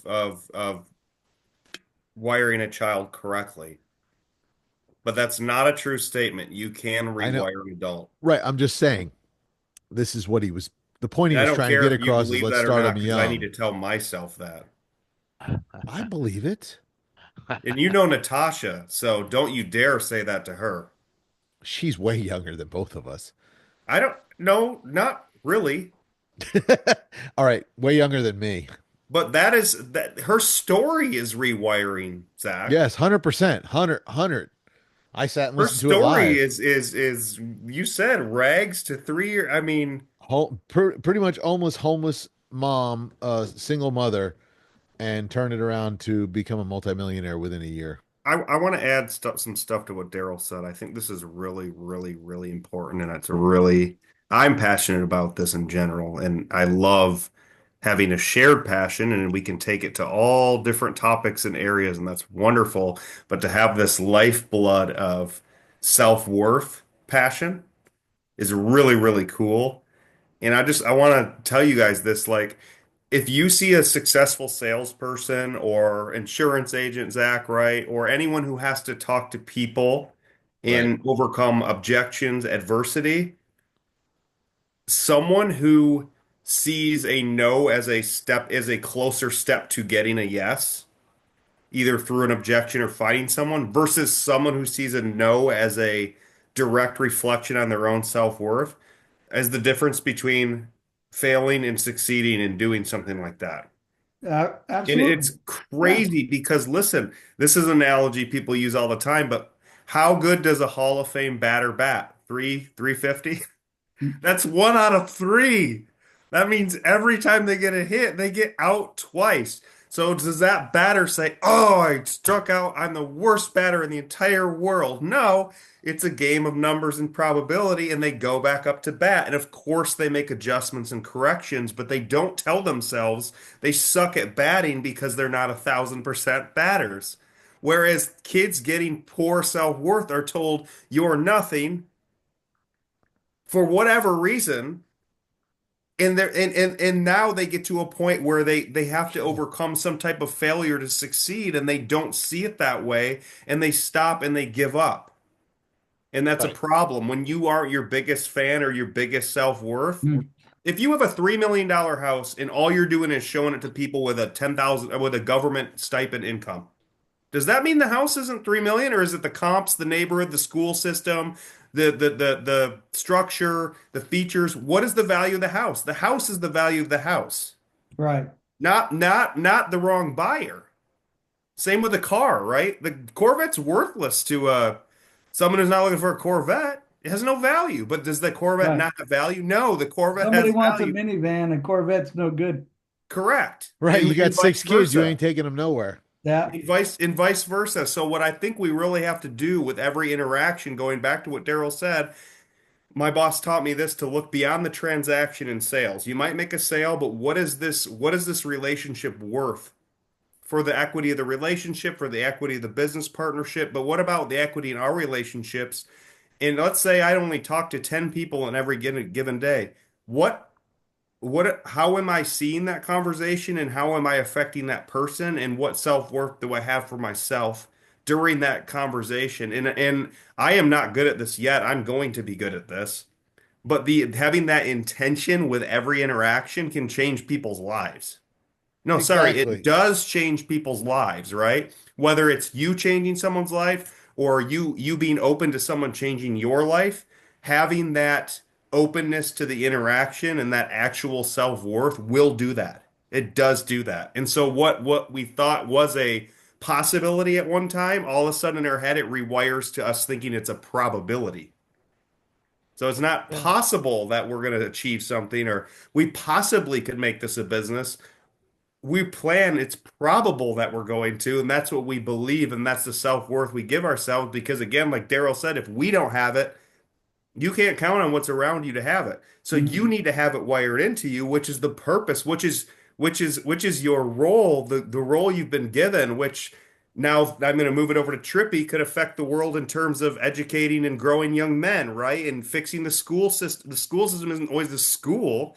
It's a family structure and the relationship within that school, within that person. And if you have the right people in place, wiring kids the right way, you're not gonna fix the world's problems. But you are gonna fix a lot of problems. Right. Right. Yeah. Because if you keep beating up kids, telling them they can't do something, or if there's parents, or if they show up at home Dude, with a it is so mom, easy. It would be such an easy experiment if we literally said you have to positive self-talk every kid you come in contact with. well, you Can should. you You should. imagine that? Like, you want to talk about changing the world? If you positively wire like 100 million 7-year-olds, you would have dude, can you believe it's not impossible either. No, No. you could really do a social experiment. I mean, like if you took, I don't care if you took 100 inner city kids and you let some folks take them to Utah and build a town, and we all live in this same town, and we give the kids the support they need, we give them the education they need, and you know, I always tell folks, we got folks in this country to quit smoking in about a generation. Why don't we put that same effort and almost throw the same cash and make education cool again, being smart cool again, right? Because I deal with kids every day that they're smart or they're intelligent, but they want to hide it because it's not one of those, it's not a valued trait in where they come from. Mm-hmm. Right. Where Mm-hmm. being smart isn't all, oh, you one of them, right? No, it's okay to be smart, right? You don't have to sling rocks. You don't have to go do whatever, right? You can make money and make good money doing a lot of different things. I ask my kids a lot, how many old gangsters do you know? No, you don't, because they're either dead or in jail, right? So you Exactly. you Yeah, want to and find. OG is a 28-year-old. Yeah, yeah, right. And I'm sitting there 60 plus looking at him going, come on now, you can do better, right? I don't work with my back every day. I ain't picking up bricks, right? Those days are gone, but I Right. can still be a useful part of whatever, right? So, Yep. so I think that we really have to get and I guess I'm with Trip on this. We have got to get into those neighborhoods, into those communities, and education is the key, right? It's the key. It's It's the the key. Well, but you but got to realize something. when did education become what it is today, where everybody's training for the test? Well, I have an opinion on that. And granted, this is me thinking out loud. But Don't like hurt yourself. now it's just like I've said before when we were talking on the phone. In America, you pick red or blue, right? Well, both parties have a stake in seeing to it that there's a giant underclass. Both parties, for whatever reason. Now, generally speaking, when you're talking about red, it's for a lower wage working class. When you're talking about blue, it's for a voter base. But both parties have this stake in seeing it to it that we don't make kids believe it's okay to be smart. We teach kids to believe it's okay to start planning how you're just going to get ahead after school. And then a lot of kids go to colleges that don't necessarily do anything for them as far as making a living, and they wind up with a lot of student debt afterwards, and then they wind up discouraged again. Or, one time I had a friend and she said her son's girlfriend was a major, got accepted to UF with a full ride. She was doing a major in this and a minor in that, and she was excelling in all her classes. And she said, "I wonder what she's going to choose to be." And I said, "Probably a bartender or a server," Yeah, absolutely. because we there's no reason to believe, there's no knowledge of what's out there. We've never conveyed a knowledge to children about what's available to them in the work world and the world itself. Hey, Kids don't know about jobs that are really interesting. Kids don't know about a company they may go work for. For me, every time I did go to work for a company, I learned their history and I learned what ultimately they want to accomplish. I got interested in that company. We should be teaching kids about 100 different companies at a young age and telling them what it takes to be a part of that company. Do you find Google fascinating? Well, this is how the company treats its employees. This is some of the jobs the company's looking for. Well, what about Home Depot? Well, this is what they're doing now, and this is how you can make money. And they have this employee share program Well, it that sounds like some of that is connecting ROI to education cost at some point. I mean, all this is good stuff or real, teaching practical real world things. And I but might be it's not the happening. and I might That's be an opportunist, but I honestly I passionately believe that if we're doing what Daryl's doing, a lot of that's going to fall in place. Because I but Well, mean, even if a but kid, I am, and not for nothing. I had the Department of Education guy, Manny Diaz, on my campus, right? And this was in April of last year. And he said, man, I love what you guys do here. The life skills, the the not job training because we don't do that, but the exposure to different jobs, and then the small classes, education, get them through, get them a diploma. He goes, but the thing is you need a different style, a different type of teacher. And he goes, I would love to have these, at least one of these campuses in every county. He goes, but the problem, he goes, I think the problem would be finding the teachers who have the heart to deal with this day to day grind. And I didn't think about that because I mean, dude, I love my teachers, right? But I know at the end of the day, all of us go home mentally exhausted because we have poured into these kids every day. And because it's a lot more, and I think you guys understand, it's a lot more than just X equals six, right? We don't do, I mean, school's a lot more than that now because parents have decided I want to be little Timmy's best friend instead of I want to be little Timmy's parent. Yes. LA and I were just talking about that. What happened with when did the generation switch from, I'll never forget, the first time I called my dad buddy. He said, "Stop right there. I'm not your buddy. I'm your dad. Don't ever Yeah, call me that again." And now these kids are raised up. Their mom's their best friend. They go out yeah. partying with them. They go out doing things with them. Man, I can't tell you how many times I have heard, and this still makes my blood feel weird. Oh, coach, the first person I smoked weed with was my mom. Well, yes. I had a And so, like, I mean, what am I going to do? You have Call a beer mom with and your say, mom every hey, Sunday, don't you, little Trippy? Jerome came in today smelling like weed. And they're going to go, yeah, sorry, we lit it up in the car on the way to school. Well, Yeah, what the hell, man? Help me out. Help me right. out. You're not helping me, mom, Hmm. So, Well, I there, mean, and let me ask you a question. When you went to high school, we went around the same time. You remember they used to have Votech? yeah. What happened to Votech? Well, now, I got a selling point for you. Valencia has asked the same question, and Valencia has bought into like a Votech type program Right, where they actually off of JD Judge, off of Colonial Drive out that way. right, They've kind of put together some programs, and the I think he's the bass player for Metallica, is friends with somebody at Valencia somehow, yeah, and he loves roadies.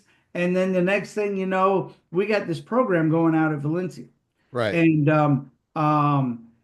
they are doing welding, they're doing electrical, they're doing a forklift driving, they're doing a bunch of stuff out there that they're, of course, they're still Valencia College, right? But they have this little side hustle going on over here off JD Judge that is helping my kids, right? Those kids that look, man, my kids aren't college bound. Hell, I want to get them across the state. right, So get them across this high school piece. But if I can convince them that they're good enough to get this high school piece, then they'll be over there and they'll be driving that forklift making $40 an hour, right? They'll be doing those kind of things, and that's important. And I'm gonna just to brag a little, right? We had our last testing go through, and we had 25 kids pass the freaking fast best test this go around. We had 7 last year, right? So now this last testing period, we had 25. So they in that I completely put on, of course, I think our teachers are excellent, but the kids have to buy in. If you don't get the buy-in from the students that say, no, coach, I believe you. I believe what you're telling me is right. I need this piece. I'm going to sit down. I'm going to take these 3 hours and I'm going to take my time and take this test because it matters. If you don't sell that to them and they don't buy it, just like your podcast, whatever you're putting out, you want those people to keep coming in and right, buying into what you're selling, even right. though it's metaphorical, but still, you want them to buy in so they keep coming back. They keep trusting you. They say, well, if he was right with this piece, maybe he was right with this other piece to keep me out of 33rd. Or maybe he's right that I need to be a man and stay home and get a job and not call all my women bitches and hoes and not do these things that's all the excuse me rap music in my ears, right? So it's a different message. And sometimes I do feel like I am screaming into the wind most of the time. But every now and again, I get that one that comes back and goes, Coach, I heard you. I'm in the military now. This is what I do. Or I went to trade school, went to Job Right. Corps, and it makes it all worth the energy. The Even if you problem, only had one of those, what you're doing is impactful. yeah, Even if just you one. only, Absolutely. even if only one out of thousands ever came back, what you did was absolutely imperative But the for problem, Well, one, because that's one life. Like that's okay, yeah. What does a life cost? Like the impact for one person, let's say that brought them from I don't know, like you said, gang or street activity to a life Right. of military structure, family, productive Absolutely. household, raising good kids. You not only affected that one person, but you broke a cycle of all generations. In 1,000 years, you'll affect 60,000 people, right? every year, every year without fail, somebody will come up and say, Coach, I am the first person. This is the 21st century, y'all. I am the first person in my family to graduate from high school. yeah, For the I have last heard 20 that. years, I have heard somebody tell me that. And it's like, okay, then you know what? Going home tired was okay. Because, You you know, well, know, see, well, here's the problem. I did coin this phrase, I do believe, but I always Oh tell boy, my here we go. wife when she gets frustrated with the kids, I always say, kids typically don't listen, but they're always listening. yep, So, so, and it seems like I'm right about that on a lot of points. It seems like when we tell them to do something, they don't do it, but then it seems like 2 weeks later, they're doing it. Right.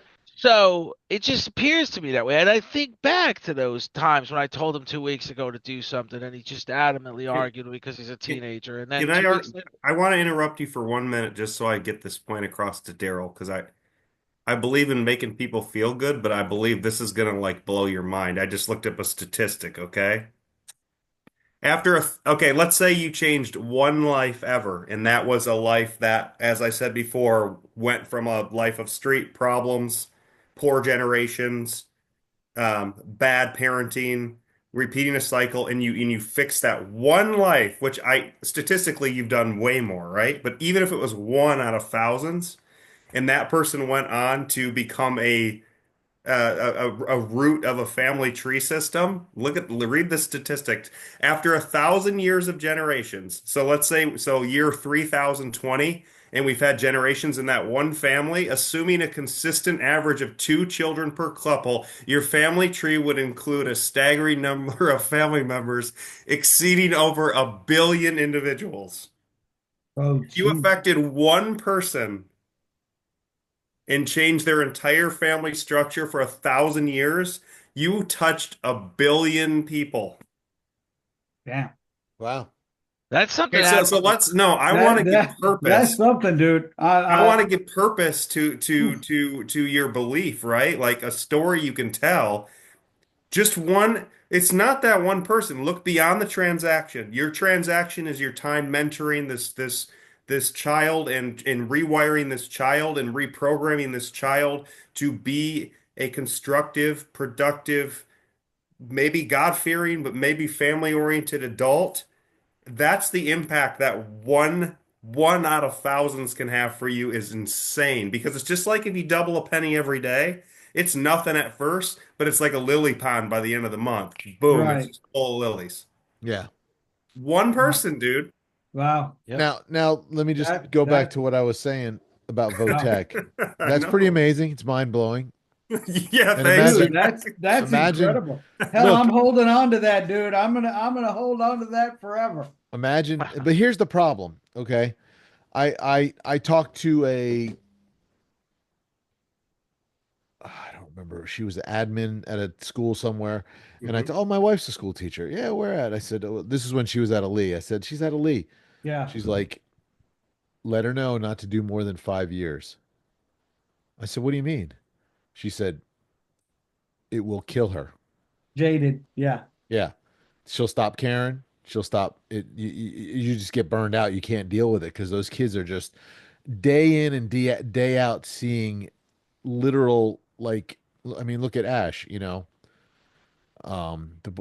we adopted. Look what he went through. And you have to see hundreds of those kids every day, and that's pretty rough. I mean, I was surprised. She's like, God bless your wife, but she's like, dude, she should not do that for very, very long. And Wow. so back to real quick, Wow. Votech, right? The problem with Lake Tech and Valencia, they're colleges, right? And you have to have a high school diploma to go to them. And most of the kids don't have high school diplomas. Oh, well, you can come here, we'll get you GED. Well, I don't have time for that. I need to learn a trade now Yeah. so I I can got to start keep the making lights money. on now. Yes, right. So that is a problem. And the other kids don't have the money to go to it. But when we had Votech back in high school, it was free. Yeah. They taught you auto body, they taught you Yeah. mechanics, they taught you dance, they taught you wood shop, whatever you wanted to become when you grew up. Why do we not have that anymore? Well, they Why stopped are that we what, so like was that like '06? So like almost 20 years ago now, right? Well, Probably. I It's mean, I'm gonna why tell well, you. I'm, For I'm why thinking I'm me, why thinking yeah. Michigan, but it's been a why would you while. want to drill like the problem is with going to college, and I got no problem with college. Don't get me wrong. If you're going for a specific reason, Hmm. okay? If you're going to go spend your dad, like the reason I didn't go to college is because my dad says I am not wasting money for you to become one with a keg and a couch, which was facts, Yeah. Yeah. Yeah. Your I dad had knew I, you. I was in a rudderless ship at that time. We were just Mm. floating in the ocean of joy. Okay. My sister went to school for a specific reason. She had an English major, became a teacher, got her teaching certificate. She didn't go into teaching. She works in the computer industry, but Lorianne went to school. She's an English major, then got her master's in secondary education. You know, people go to school to be a doctor, a dentist. You go to school for liberal arts. What the frick does liberal arts do? Your Nothing. your diploma means nothing to me. Well, I want to You- answer the question about the vocational in high school. right, Now, and this is a story about when I was paying for Nicholas's prepaid college, right. I paid it off. And then a governor in Florida rolled back the price of prepaid college to the point where I got a refund because I had paid more, but under the new structure they had changed it. I got a refund enough Yep. to Okay. Me pay, too. but Got as my much as money back, basically. as much as I love that money back, ultimately I learned that community college's ability to have certain classes were cannibalized because of funding. There was less money in the system, But if and you're paying for your kid to there's go to college, you're not paying for him to go to community college, are you? On Florida prepay? no. The point is Well, that they could- there's been from both sides there's been a deliberate effort to cannibalize to just decimate our public education system for the simple we haven't why would those vocational training classes be gone if it weren't for funding? We should still have them. We there why Darryl should have more funding. If his teachers are getting physically exhausted, the one incentive we have to offer is more pay. There's no option for that. We should have more pay as an option. We should have the tax dollars go into the school system to provide that more pay. Wasn't that And what the we're lottery not, was? Wasn't that the Florida Lottery's but job? according to many, and I can't say I know this for a fact. But what happened with the Florida lottery money is, yes, the money went to education, but they took other Yep. money away from education. Absolutely. And It so was a zero game, right? zero. It was zero. It was that's what I understood from many, many years ago was yeah, they're talking they've even used to have billboards until people that knew about education voiced outrage. $4 billion to education, to public education. And then people that had better knowledge of the accounting said that's bullshit. Yeah, the Yep, absolutely. $4 billion came in, but you took it out the other end and Right. they stopped the billboards because it was It was a it was wash. it was generating outrage from people who knew better. So it was false advertising, It was basically. no, the Well, four no, million would the lottery money does go into but then the state stopped funding, right? Or the right. federal government stopped funding. Now you get a blanket, 6,200 bucks a year per kid to educate them. Y'all, I'm gonna tell you something. It's really not enough money to educate a kid anymore. Right, right, No, it's right. not even. And then you go into where I feel it. You go into kids with food insecurity, and that's been allegedly addressed. And kids can come and have a free lunch. Yeah, it's mozzarella sticks and French fries and a chocolate milk. What happened to? I'd like to see, and I know I'm crazy, and I know I'm ideologically crazy, and that's fine. But kids should be eating off of real plateware. Kids should be eating with real silverware, with real glassware. They should be eating a healthy meal. And whether or not that, and All all, right, and easy there, Michelle Obama. okay, Relax. no, but that we just went down that wrong rabbit hole. But I did start with the plateware and the silverware and the glassware, which I don't think she promoted. But the fact of the matter is, when a kid comes to school without even a breakfast, he can't focus on Didn't does your education. school serve breakfast? Mine? Yeah, No, you know what we do is no, because dude, we can't get them there. We can't get them there for first period, right? So because Elise served breakfast. we don't, but we do have breakfast bars, right? So we Okay. have all the cereal bars in the world. So when they come in to get wanted and get their bag checked, they can grab a couple of cereal bars and go out. And it's funny because you know who covers that? We do, right? We take that out of our operating budget and just let them go. Because I agree with you, Trip. You can't send you if I'm sitting there and why figuring out why X equals 6, but I'm hungry. Hell no, all I'm thinking about is being hungry, right? Yeah, I I am don't care why thinking X equals about, 6. I'm hungry. yeah, absolutely. You know, I Zach, we got to just teach these kids how to do intermittent fasting, man. yeah. Well, They're I think kids. they already know how, but it's not out of Yeah. desire. It's just It's out out of of their lifestyle. desperation. You know, I when Lorianne taught at Poinciana, it was an interesting fact that I learned that Osceola County is the number one homeless children county in America. Now, when I say homeless, it doesn't mean they're what? living on the street. Right. It They could be means they living do in a not, hotel. yeah, they don't have a permanent address. They're living on Yeah, their abuela's couch or they're living in yeah, Okay. yeah, a absolutely. hotel. Right. No, but I've told you They're that not that the necessarily in the bushes, but they're I've Correct. told you that the school bus goes to the Motel 6 on 192 in oh, Yeah, of Fairfield. absolutely course. it does. Yeah. Yeah, it has Yeah. to. Yeah. Damn. So That's crazy. then I get to my next point is those kids it's it's terrible living situation even if they're not getting rained on a rainy night. Yeah, they're going to bed 4 or 5 people in a one bedroom Right. home Hungry. in a Motel 6. So those kids are going to school. Some schools are having some sort of nutrition program, like you said, and that's a great idea. I never even thought about it, but having those breakfast bars there for the kids to just grab because they left the house with nothing to eat. Yep. And if those breakfast bars weren't there, that means they won't have anything to eat till Till noon, lunch. possibly. Right. Yep. Do you guys serve So lunch? We do serve lunch. Okay. yeah, generally the schools serve. Isn't that pretty much a standard out of schools? But well, I had to pay for lunch, but it's what is it? Title One schools Yeah, give them lunch. we're not see, and I know I'm not leaving a whole lot of money on the table. It's hundreds of dollars, right? So I don't, and it's way too much paperwork and hassle for the administrator. So I don't do Title One. I I'm not afraid to use our founders' rich family and friends to beg for money every year, and I do get some donations raised that way. This is how we do lunches. This is how we do. I got a grant for bus passes, right? So I can get my kids back and forth to school or back and forth to work. It's because I work through links and get those bus passes for them so they can move around when they need to go.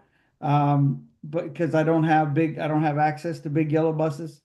Yeah. So it's it's tough, guys. I mean, it's tough out there. And there's just not enough people that give a damn. And I Yeah, and I right. wish I wish I wish I could give somebody a shake because it's like, the testing piece. Look, when I graduated what 45 years ago or whatever. So when you start looking at it that way, dude, I didn't have to take a test to graduate. I just had to pass algebra, right? I mean, the teacher went to college, got a degree, and he taught me math. I ended up with a B in his class, got the credit, I'm out. I didn't have to go and take a standardized test to find out whether the teacher did his job or not, or whether I showed up in his class, or they're not sure if the teacher's just passing me along to pass me along. It's like, come on, man, what are we doing? Are we testing teachers as much as we're testing students? Because a lot of times the students don't care, right? They've been testing since the third grade and they don't care. There's just another damn test. Let me tell you what, when I was in high school, we had the Iowa basics, Iowa baby. Basics. That's what they were called. Yeah. And Me. I would Christmas tree them because I And you didn't still care. graduated, right? It had no effect on my grade whatsoever. It Absolutely. would just tell my It was just parents that passer. It was just it passing. would just tell my parents that I was just mentally challenged. Didn't they call that? Wasn't MEP the other name for that?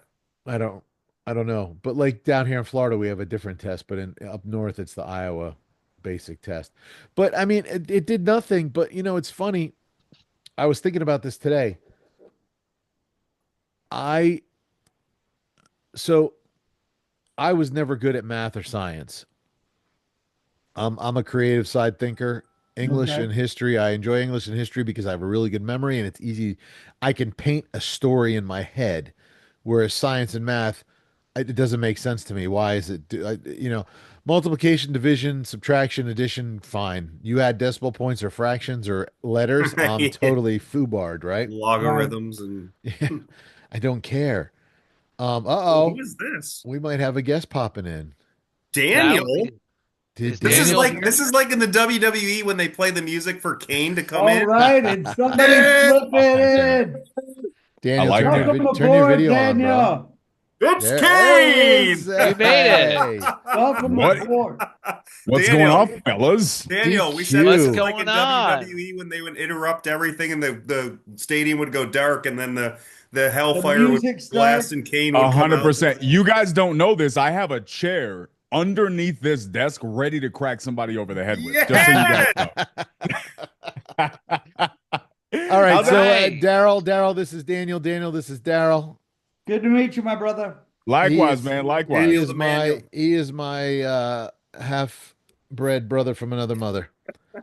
That tracks. Yeah, that That tracks. tracks. Yeah. And only So I heard he you guys knows were the talking inside about story dope about stuff that. tonight. Are you guys talking about dope stuff? You guys like my Yeah, cup? I brought this cup in honor of Zach tonight.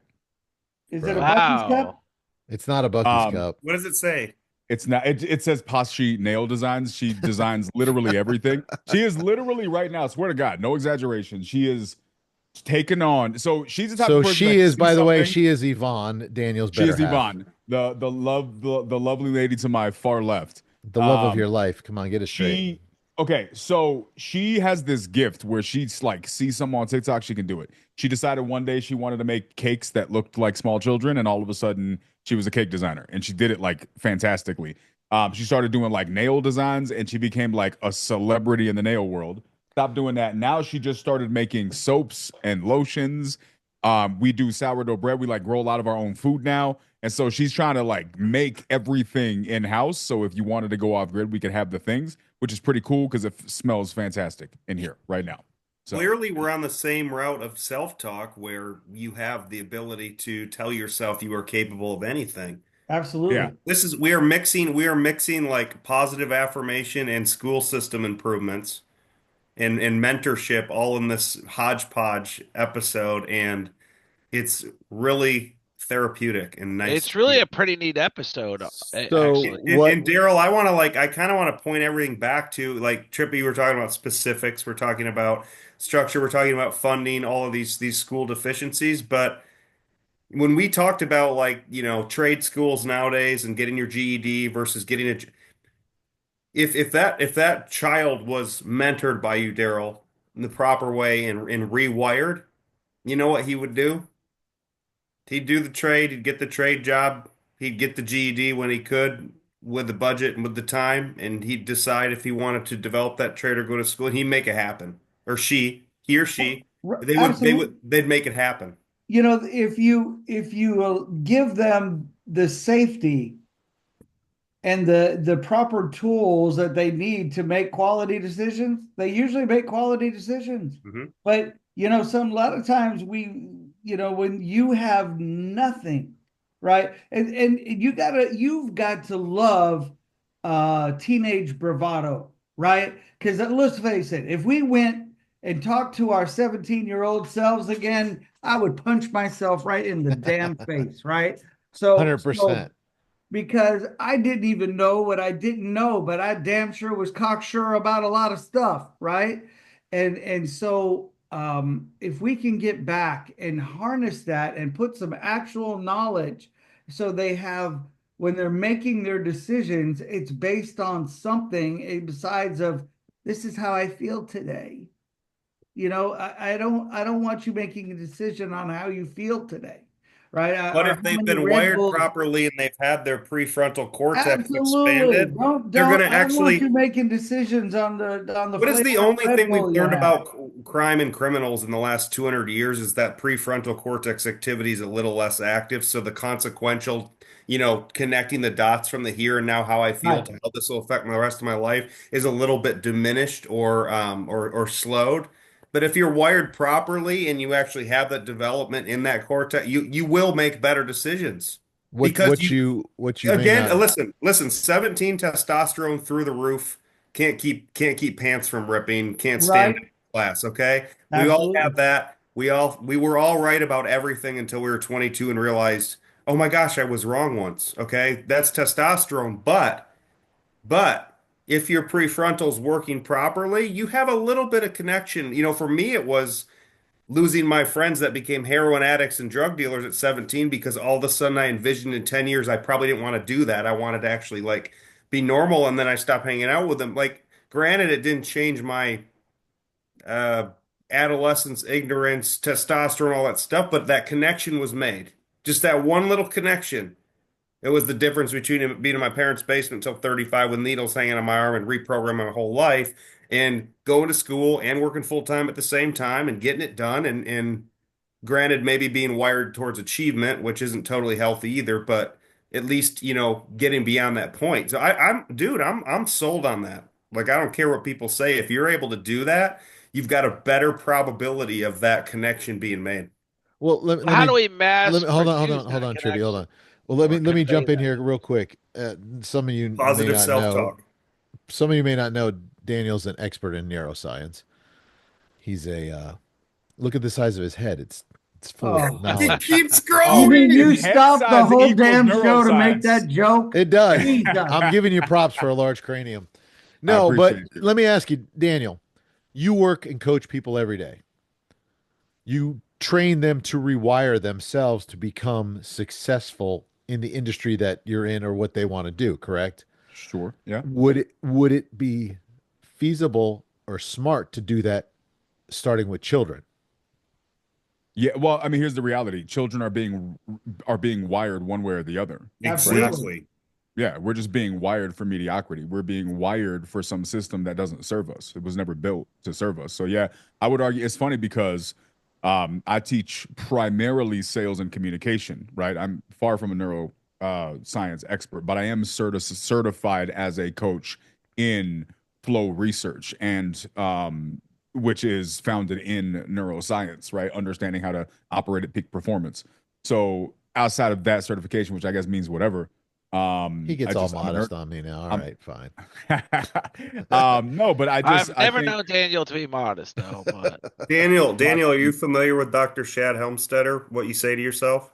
I'm not. Okay, that's because that's a program I'm doing with positive self-talk.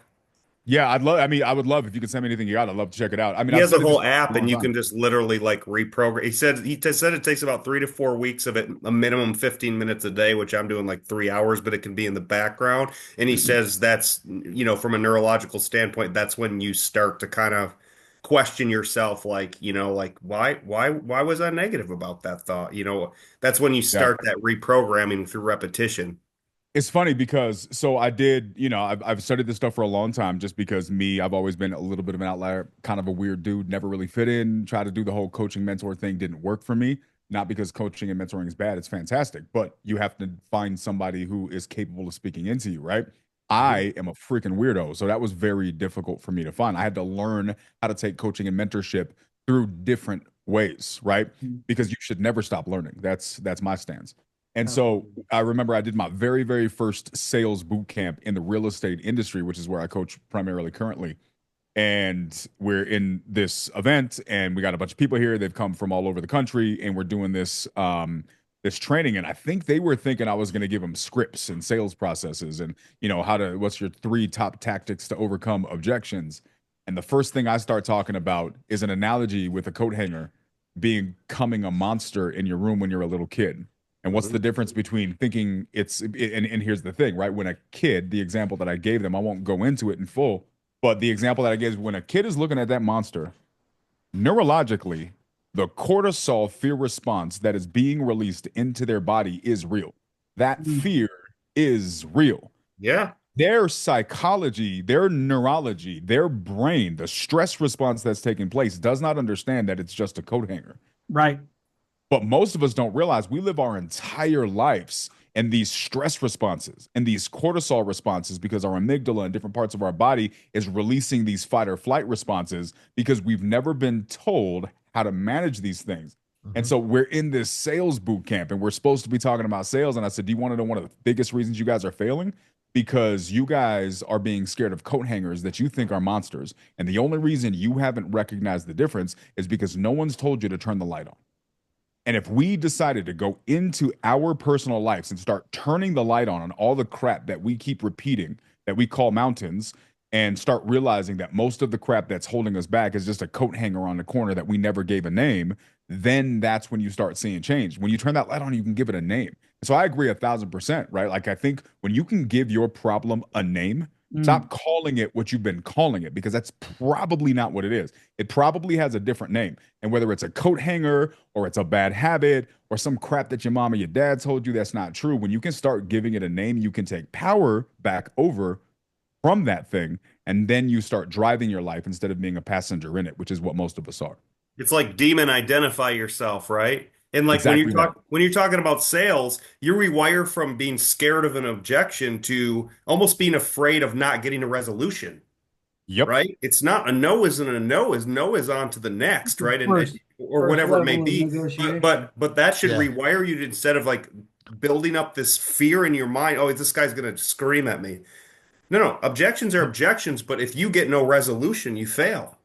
Yep. Even if Exactly because that. if you don't get enough no's, you can't find the yeses. Yep.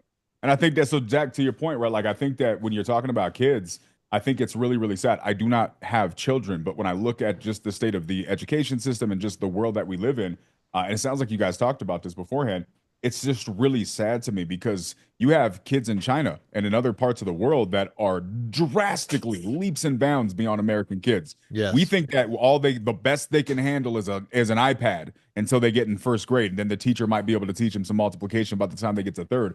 Your kid could be playing a musical instrument at 2 or 3 years old if you position them to do so. Right. Kids are limitless. Usually Hmm. their limits are usually what's put on them by either society or their parents, and it's sad. So yeah, I think we should start rewiring from a really early age. I That's think what if Darryl parents does, man. But really now Yeah, that's what but here, you do, yeah, but man. hang on. unfortunately, Daryl Changing the gets him freaking world. a little later But in life.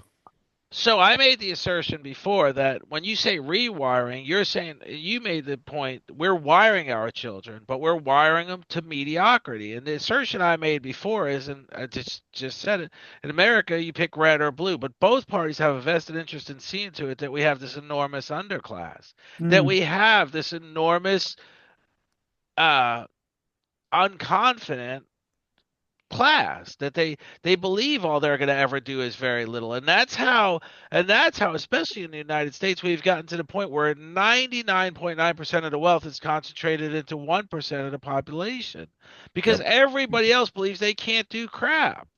They can only survive. They're going to be glad if they survive. They're going to scream at their politicians about inflation, and when in fact there's very little politicians can do about inflation. There's all kinds of circumstantial things that cause inflation, and they're going to expect their politicians to fix everything, and politicians can't fix anything. No. And we've so when you talk about wiring children to the point of mediocrity, and then there are some children who are not wired to the point. They go to a better school, they have better parents, they're made to believe in themselves. They're made to think, yeah, you didn't make that home run today, but you'll do it tomorrow. You're fine. They It's end up being fine. rock stars, man. Yeah. But why is it that we don't convey that message to every child? Why Because are we we wiring them? don't understand it. Well, Yep. If well, they're if also we they're were also conditioned that way, programmed. we're gonna condition, like, my parents were wonderful, but my dad was such a realist, man. It was just like nitpick every tiny little thing, so I'm scared to like fart. Right. So I Right. was so all of that, self-felt degradation. I said, well, the first time I felt affirmation was when I was like smart and I got A's. And all of a sudden, my head rewired itself to say, all of your self worth and affirmation is through achievement. Well, that will carry you pretty far for a while until Okay. you get like, now all of a sudden you get all screwed up in the head and you're like, oh my gosh, I did this, I built this, I got this education, blah, blah, blah. But I feel like a failure because I'm not mentoring, I'm not growing, I'm not leading, I'm not creating something. I'm lost because my only self worth, I am the most. I was wired to be the most self-degraded person ever in the world with every ounce of value on achieving something. Wow. And I Well, did. And I did. I achieved crazy good stuff. But now with that realization that that's not your worth achievement, it's actually like your worth is you being getting out of your own way, you being your own fan. You don't put any of your own obstacles on you. You let the world try to do that, right? But your worth is in you. So that just takes a rewiring. And fortunately, we said we should wire the kids that way. That would have solved a lot of these issues, not everything, but a lot. But we do have the ability to change that. Well, we do have I that love ability, to but let's hear. take that, hang on, let's take that polar opposite of you and the child we just talked about that's the homeless child living at Motel 6 and the school bus picking him up from Motel 6. Right.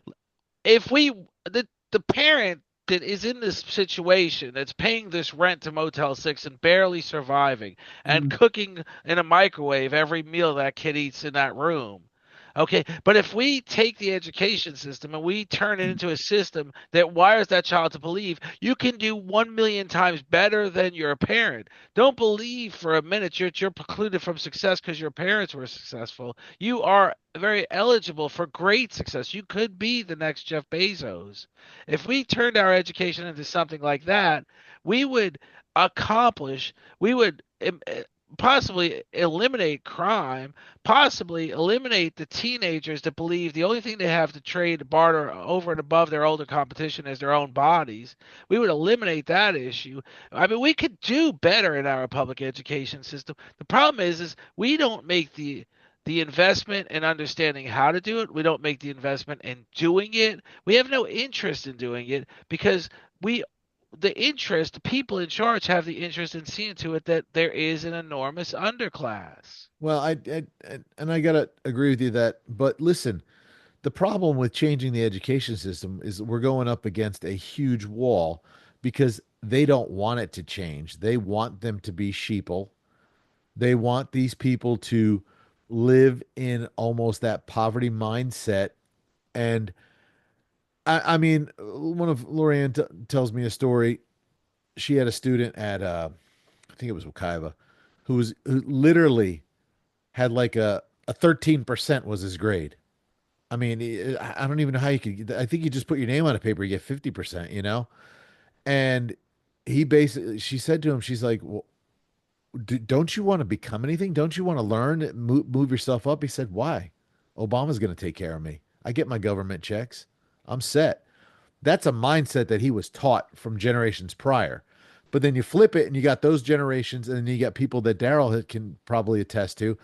First kid to go to college in their family Yep, ever, ever. ever. That's just fantastic, you know. And then you have the Right.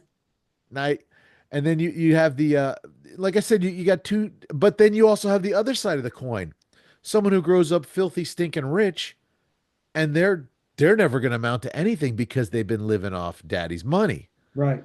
So The Arthur syndrome. Whoever yeah, gets the most repetitions wins, right? And it's important for all these to be in sync. An optimal situation has a parent telling the kid the right thing, the school tell it's enough people in the kid's life giving a crap enough repetitions. And you can't devalue your importance at any level, right? If you're the parent, you got to pretend like you're the only thing they have in terms of that wiring. If you're the school, you got to pretend like you're the only one that kid has in terms of that wiring properly. If you're Darryl, if you're mentoring, if you're coaching, if you're going extracurricular, you have to be in your mind tunnel vision, that only voice that kid hears in terms of how you're going to wire them properly. And it'll work. The more that kid gets a repetition, the more it'll work. And I mean, you can't just fix one thing. It's would it's it it's be it's so like Darryl said it earlier, it has to be enough people who give enough crap. would it be so bad for someone, Daniel, like yourself, or in the world that you're in and everything, to come up with a structure to teach kids, put it as a course in schools? I mean, how Yeah. hard would it be to teach motivation and life skills to be better in yourself? No, I think that's easy, but I think Trippy's right. I don't think that the system that manages schools cares to do that. Now, might No. there be some sort of satellite program or something like that that exists? Maybe, but I think this begs a bunch of different questions, right? And this, you can go down a hundred rabbit holes with this. Then the first question I would say is, why do parents assume that the responsibility of the nurturing and education of their children is somebody else's, Right. Absolutely. But if right? they assume that, and they do in mass numbers, how do we fill that void? Yeah, I think for me, there's three ways to do this. One, you convert the parents. That's a big task. Two, you convert the school system. That's a different task. Three, you set the example. And I think that's really all you can do is if you can kind of pick up a banner. Now, say somebody really wanted to take on the mission of helping kids. I think then in your local community, you use social media, you really start setting some standards. I think you can do that now. Maybe it takes you a couple of years. I think that I know people have different opinions on Trump. One thing that whether you like or dislike it, this administration has shown in the last couple of weeks that they're changing stuff for better or worse. They're making changes, right? Like it or dislike it, things are happening, things are moving, right? Like the digestive system, somebody about to poop, right now. Who knows what's coming out, but the issue is moving. That being said, what's my point? I think that maybe if you get enough notoriety that you become noteworthy, maybe somebody in a high enough position of power says, why don't we look to these people? They're doing something special. But even if you don't get all the way there, I guarantee you there are a lot of parents that are out there who inherently, if not intellectually, understand this conversation. They feel it. They don't know what the options are. They don't Mhm. deem themselves qualified to impart this wisdom or perspective because they themselves, as you guys mentioned, weren't given that perspective. And so maybe just finding a couple of people online that have a program. I follow this guy who does it for smaller kids, but he actually has children's books that are all around the education system. And he uses children's books to teach kids the exact stuff that we're talking about. But he teaches them about the government and about finances. And he talks about it's really cool the stuff that he does. He talks about health. And Amazing. like, yeah, it's super cool. So I think if any people can take that up at different levels, different age groups, and I think people will get on board. I think there's people that are hungry for it. I would hope so. Is America ready for that conversation though? I don't know because everybody's going to say, oh, but my values aren't your values, right? Or my idea of success is different from your idea of success. And my life sucks because somebody else is a billionaire, right? So it's like, don't talk to me about minimum wage, talk to me about maximum wage or whatever. I hate capitalism or why does my doctor make so much money?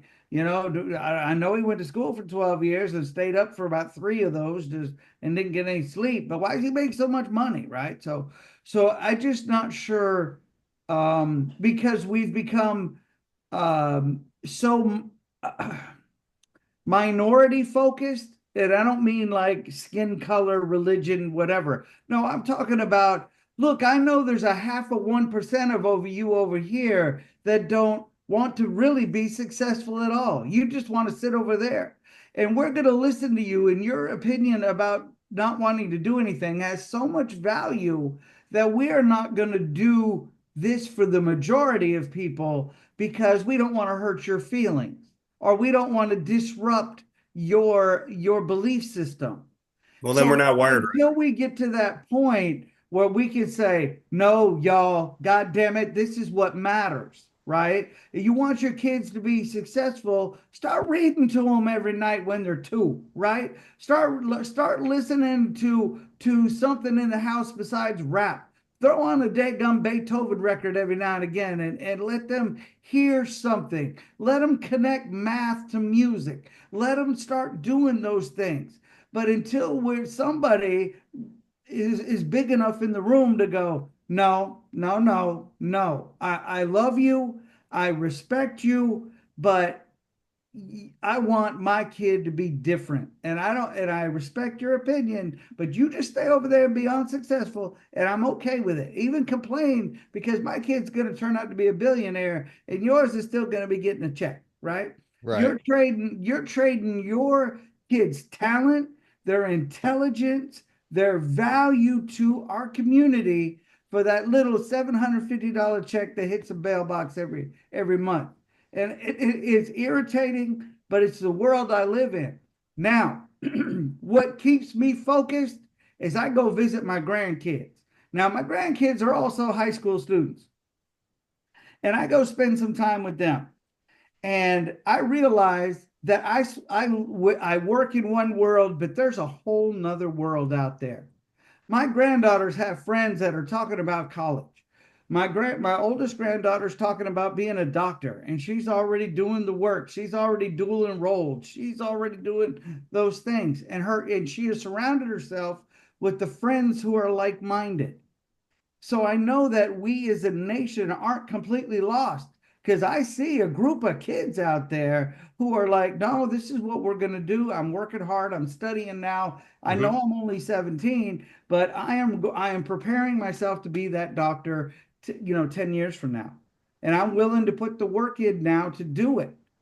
So I know there is still part of our generation that is still ready, or part of our nation that is still ready.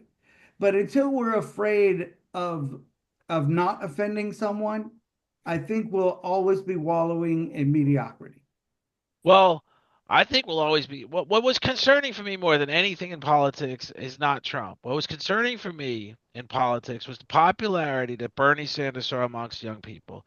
I think young people have given up, and they saw a guy that said, "I'm a socialist. I'm going to provide you with everything," and that's what they believed in. That's what they believed they needed to get through their life now. And that's got to change. America was never meant to be everything free. Um, and No. and and it was never, and America was what we used to consider the lucky gene pool, because you were born in a place where you could really rise up, you could really exceed, you could really grow some wealth, you could really grow some success. So when I go back to the point of rewiring, and when Zach says the powers to be, there's always been this issue. You can't change the education system, because the fact of the matter is the teachers union in America is the biggest union in the world and the most powerful union in the world. And you simply can't change it. And there have been some some changes like charter schools, but charter schools, they say this is the greatest system in the world. Look at these success stories. Yeah, because they get great kids. They can pick and choose their kids. So you get great kids, you get great results. It's not the charter school, it's the kids. It's not the Right. so you're hand picking great kids and you're saying no to terrible. Not word terrible is the Yeah, wrong yeah, word, but yeah. but so You're in a I safe just space, my friend. You're okay. You can use the word so retard. but It's a great word. Got to use it Zach, properly. But Zach is an example of someone who did not win the gene pool lottery. Oh, Oh, no. see, look, hey, And hey, you look, shouldn't have look, made look, the look, big head look. joke. but I had brain surgery, Daniel. We know that there's one It's there. you get a I was medical there for exemption. it. I was there for it. He does get a medical If exemption. you I could saw convince it. every person in this country that there's a magic rewiring that everyone could do to rise up, it would be, boy, that would be so freaking cool. And So there's a book in it's not every that hard, but it does take So, repetition. but like Daniel, you were And saying, it takes an acknowledgement and understanding of what you have to do that, to rewire that into positive affirmation, self-talk, right? all of those things that you can visualize and make connections of your own abilities with whatever you need to do and get out of your own way and stop telling yourself what's not possible. There's plenty of people around you who can do that for you. No need for you to do that yourself. If you could Don't tell let your people to enemy live in your rewire head. that way, from the teacher to the parent to the child, you would, man, there would be no China. It would be the United States of the world, bro. Well, Well, here's you the know, How and thing. like you powerful were that would saying, be. Like you couldn't, it'd be insurmountable. Like you were saying, in other countries, like they exceed us so hugely. Now, all right, we can't really use Only because China. they We Because can't fight of use, for this what they reason. have. but we Only cannot for, use China as an example because they're forced to do it. 1.3 billion, baby. They Yeah, got a lot of people, but there man. are other countries like, um, so when Lorianne taught in Ponciana, she had students from Puerto Rico Yep. because we all know Ponciana is the capital of Puerto Rico, Yep. Can you and pronounce the city properly, please? Can you at No, least? not yeah, not even close, but it's It's close. just like Poinciana, is it Poinciana? Poinciana. it is Poinciana. and Poinciana. it's Come on, Puerto man. I Rico. thought it was Ponciana, It's not No. You got you like got to say Ponce. Puerto Poncetta, Rico. Puerto Rico. Puerto Rico. that's how you There's say it. more. There's Puerto Rico. more. So, but listen, like she would have students from Puerto Rico who spoke better English than her New Yorkers Yeah, I because got they you. taught them that over there. And you have other countries. I dealt with when I was in the automobile business, I dealt with a kid from guitar. I Okay. always thought it was Quitar, but it's guitar. Butter, I thought it was Cutter. Qatar. Guitar. And butter. he was from royalty because my friends who own the dealership were from Israel, and they're like he has two bands on his do rag, and it means he's royalty. I don't know if it's called do rag. That's probably not the proper word, but you know what I'm saying. And I got Daniel Sure. laughing because he knows I said it wrong. You're But crushing the story, bro. anyway, he was here in America at Emory Riddle to become an airline pilot. Okay. He spoke perfect, flawless English. And I said, "Where did you learn English?" He goes, "We have to speak it because we are then sent out. We do business with other countries." He spoke like 7 different languages because that was what he was taught because he Oh was yeah. going to be the next in line for business. Man, there's kids in America who can't even speak English. I've said this Well, before, but if you go to like Aruba, it's a Dutch colonized. They speak Dutch, English, Spanish. Um, I want to say French, and then whatever their native mixed language is, and that's every single person's standardized. Daniel, you're Not even. It's trilingual, not right? even like wow, you speak five languages. It's just it is what it is. What it is. Me and everyone else, right? Yeah, absolutely. No, Daniel, you're trilingual, right? I'm what? And I'm pretty sure they Trilingual, don't have the resources we have either. So I think that, a lot of this can be accomplished with the right mindset, Spanish obviously. and English and Chivato. Shall what? Spanish Chavato? Yeah, I Chivato. speak of that. I know What's you did. Chavato? You got to be from New It's how they talk Mexico. out here. Yeah, it's a cholo thing. Like, what are you doing? I don't like Everything's words. extended. Give me some tacos. Anyway, but the whole thing I got back to Darryl is I remember Lorianne was in a meeting. I don't remember what school, and she was talking about trying to build the kids up with different things, and they said stop. They're here to be taught to take the test so they can go across the stage and we can get our See, money. that's crap, man. That's bad administration. That's bad. Yeah. No. but we Maybe know that's someone's got to happening now. rewire that Well, we know administration. that's Absolutely. happening now. Dude, you 100%. know it You is know how much true. money you get for a Because student going across the administrators get stage? fired if the graduation rate goes down. This Yeah. is why this is why most high school principals are only a principal for about 3 years, and then they end up at a middle school or an elementary school because the clock starts in ninth grade. I mean, we all know, right? They try to make nice, but it's a crap, right? Because that middle school is about to dump, and you're going to have 700 eighth graders about to be ninth graders, right? So with those ninth graders, they only showed up half the time. Doesn't matter. I need that seat. Give them a 60, right? So now they got a D, a 1.0 GPA, but hey, it doesn't matter, right? Move them up. And then they get rolled over until they start getting in that last little bit, 11th to 12th grade. And then the panic sets in for those administrators, right? And they're like, holy shit, now we got all these kids that aren't going to be able to finish. So we need to start getting them to these charter schools, getting them to these alternative schools, getting them to wherever, right? Because I can't take that hit because they will send me to Dew Point Elementary next year, right? Send you back to the So minors. so absolutely. So it's a vicious cycle, and I think administrators are it's horrible. It's this whole testing thing is horrible. The whole we got to keep moving them along. It's tough, and I mean this is why I love the world I live in because I have the opportunity to look at that young person in the eye and go, look, I know you're about to be 19, but I can still get you through. I don't have to throw you out. I can hold on to you and we can do this, but you have to bring something to the table. I need you to bring that energy. I need you to be able to sit here and do that English paper because look, I try to convince that all my students that they are already a business of one. You are your own employee, right? You are your own brand. Why, coach, why do I got to learn this poetry? Because you are making a deposit into the account of your business. Because now you're a little bit more well-rounded, right? You know a little bit more and you keep adding to your business and building your brand because nobody's going to promote your brand more than you do. So you need to be out there and be your own PR person, be your own promoter, and build your brand.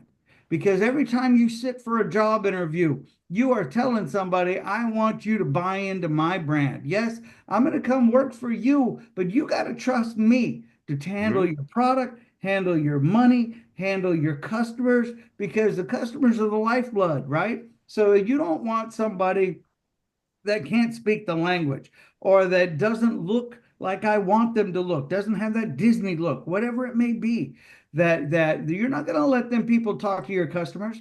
You're not going to let them touch your money, your product, your inventory. No, you have got to start promoting yourself early. And that's where that wiring your brain thing absolutely comes in, Derek. Because you have to believe that I can promote this brand. This is my brand. This is me. This is who I am. And my character matters. How I look matters. The words I choose to use matters. Yep. Right? We got kids that curse so much they don't even know they curse. So when they go sit down in that job interview and they say, "How are you?" "Oh, I'm feeling pretty fucking good today," right? And Like, there's the rating. and then No, but coach, I can't we just lost F-bomb. PG-13.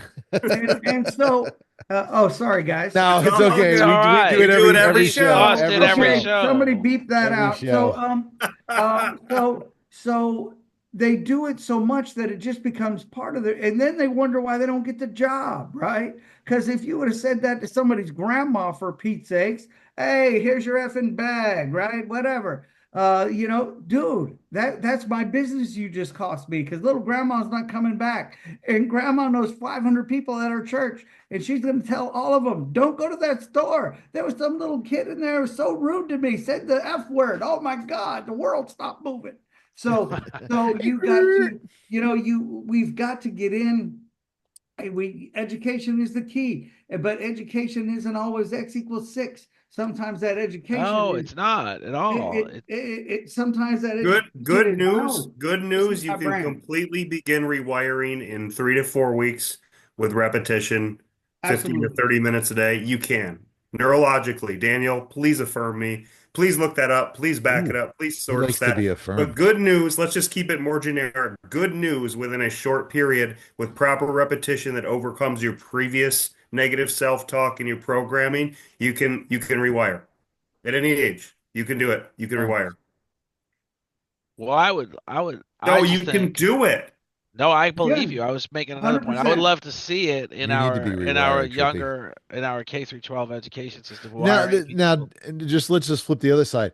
We need a million teachers like you, Darryl, and all right, I'm going to brag on my wife. We need like Lorianne, Absolutely. but we She's don't need the amazing. teachers that are in there right now that are doing all kind of crazy stuff that are like just would baffle my mind. Or they need to be rewired. Either way, it's going to take a human. Yeah. Humans have good and evil. You Yeah. just, I just, I don't. This is a show that can go on for hours. But obviously we've gone on for hours, and Well, I don't know Daniel, that. aka Kane, decided to, make an appearance when Undertaker and Mankind were over here, were at the top of Hell in a Cell throwing each other off. That's And it. it I'm That's glad I it. completely didn't have blew to the get show you to wide that open in a chair. fantastic way until Darryl got us the YouTube ban The at YouTube, the hours. No, YouTube. we're not going to get The banned only from reason I YouTube. showed up was to try to just mess up y'all's rating. Before you closed out, I wanted to make sure one F bomb was dropped before the show wrapped. You That's You it. got did it. there. You Got brought the there. worst out of someone. Congratulations, Daniel. PG 13 got out Fantastic Vamu. endorsement, my Actually, no, I'm friend. lying. You can say one F bomb in PG This is the 13. life coach. He Oh brings the yeah? best out of The everyone right best. here. The The effing best. best. Leave it to the high He's school principal to drop the F bomb. Nothing but love. Great Daniel. job, Daniel, Dan. you're Great job, the bigly one who brought the F bomb. Derek. brings it out better than Nobody me. brings it out No. but you, Daniel, the I was best. so excited when you came in, Daniel. I think it was such a sweet full circle neural connection here. It was amazing. I appreciate it. No, you guys are awesome. It's always great chatting with you guys. I wish I could come and hang out more, but I really love that you guys are having this conversation. I think it's important. I agree with all of you guys. I think that there's a world out here that's living a reality that they're stuck in, that they don't know they have the keys to get out of. Right. Absolutely. So But Somebody we're needs gonna to show 'em. change that. But we're Boom. gonna change that. boom. Daniel, There can you go. come up with that pill like they had in Limitless already? Could you please? The limitless pill. You want me to become a drug dealer now? No, why not? I gave you the Become a drug application. I dealer gave you the application now? limitless pill in the chat. There you go. There you go. Slanging some of that hope. Ooh, that was a bar. That Yeah. was actually pretty good, right? That was Because dope good. was with the D, right? Yeah. And then that was definitely I old mean, you person. had to connect Yeah. it, but I get it I'm now. gonna get you Yeah. should I get you the t-shirt and call you the hope dealer? The hope dealer. I'll take Yes, it. that I is will. I will. awesome. That's it. Oh, Or should we get our other friend on who's the Pope of Hope? I But want hope Darryl to never- wear a shirt to Do you school remember that do you says, remember who the I Pope of deal Hope is? hope. yeah. That is awesome. Daniel? I should wear that to graduation. The There Pope it of is. Hope? Hey Get a Daniel, little hat. You remember who the Pope of Hope was? I do not know. No, who's the Pope of Hope? Dave Martin. Dave Martin? Yeah, he Dean said he was the Martin? Pope. Was he the Pope of Hope? That tracks. He said a joke. We were in church. So Daniel and I used to go to church together, and it was a predominantly ethnic church. I was What like does the that only white mean? guy there. Okay. We need- Yeah, I don't know whether. But anyway, Dr. Dave Yeah. was the pastor. He's a Dave. great inspirational speaker. Although we People are could like probably elevators. where life is like an elevator, or friends are like elevators. They bring you up and they bring you down. But anyway, he said one night in the service, he goes, "I'm just going to become the Pope of Hope because I want one of them white pointy hats." And he kind of just looked Yeah. at the audience and smiled. Everybody's like, Oh, "I knew he's in the Klan, that racist." Leave it to Zach to say at the end of the F bomb that he wants a white pointy hat. I did. Right. Nice. I will be the Pope of Hope. Oh, There you go. I shouldn't wave like I that. appreciate you guys having me come hang out and run my mouth for a couple of minutes. Well, We DQ appreciate you DQ, showing up. You have carte blanche. You're always welcome. Dude, I don't it even was know what good carte blanche meeting you. means, but it's likewise. Seriously, man. I definitely want to hear more about what you're doing, man. Anything I can do to help or spread the word. I think this is important work. So for sure. I appreciate Facts. you, bro. All right. Well, Yeah, thank I you, guess we're going to everybody. wrap it up. Maybe we'll have a part 2 of this. You guys up for a part 2? Yeah. Always Let's do up it for a next week. part two, and thanks for letting me know there's a filter. So now I'll just filter. No, there is no filter. Well, We we were fixed letting you that, know. Darryl. You're just not in Hey, part. Darryl, we had a guy on who does amazing work. He does rescue dogs and turns them into He does do service dogs amazing for stuff. vets. Yes. And every other word out of his mouth was motherfucker.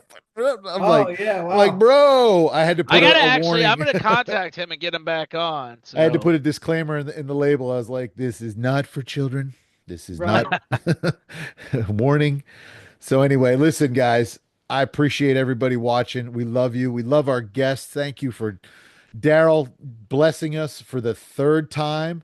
Yep. Daniel for the third time. I think that's the third time. Yeah. third Yeah. All time, right. Hey, we're three twins, bro. There we go. Boom. I like Triplets. it. Yeah. triplets.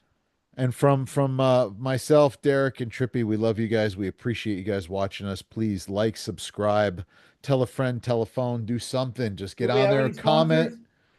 get on Comment, there and comment share. and tell us that we're a bunch of idiots. I don't care. And we'll see you guys Please. very, very soon.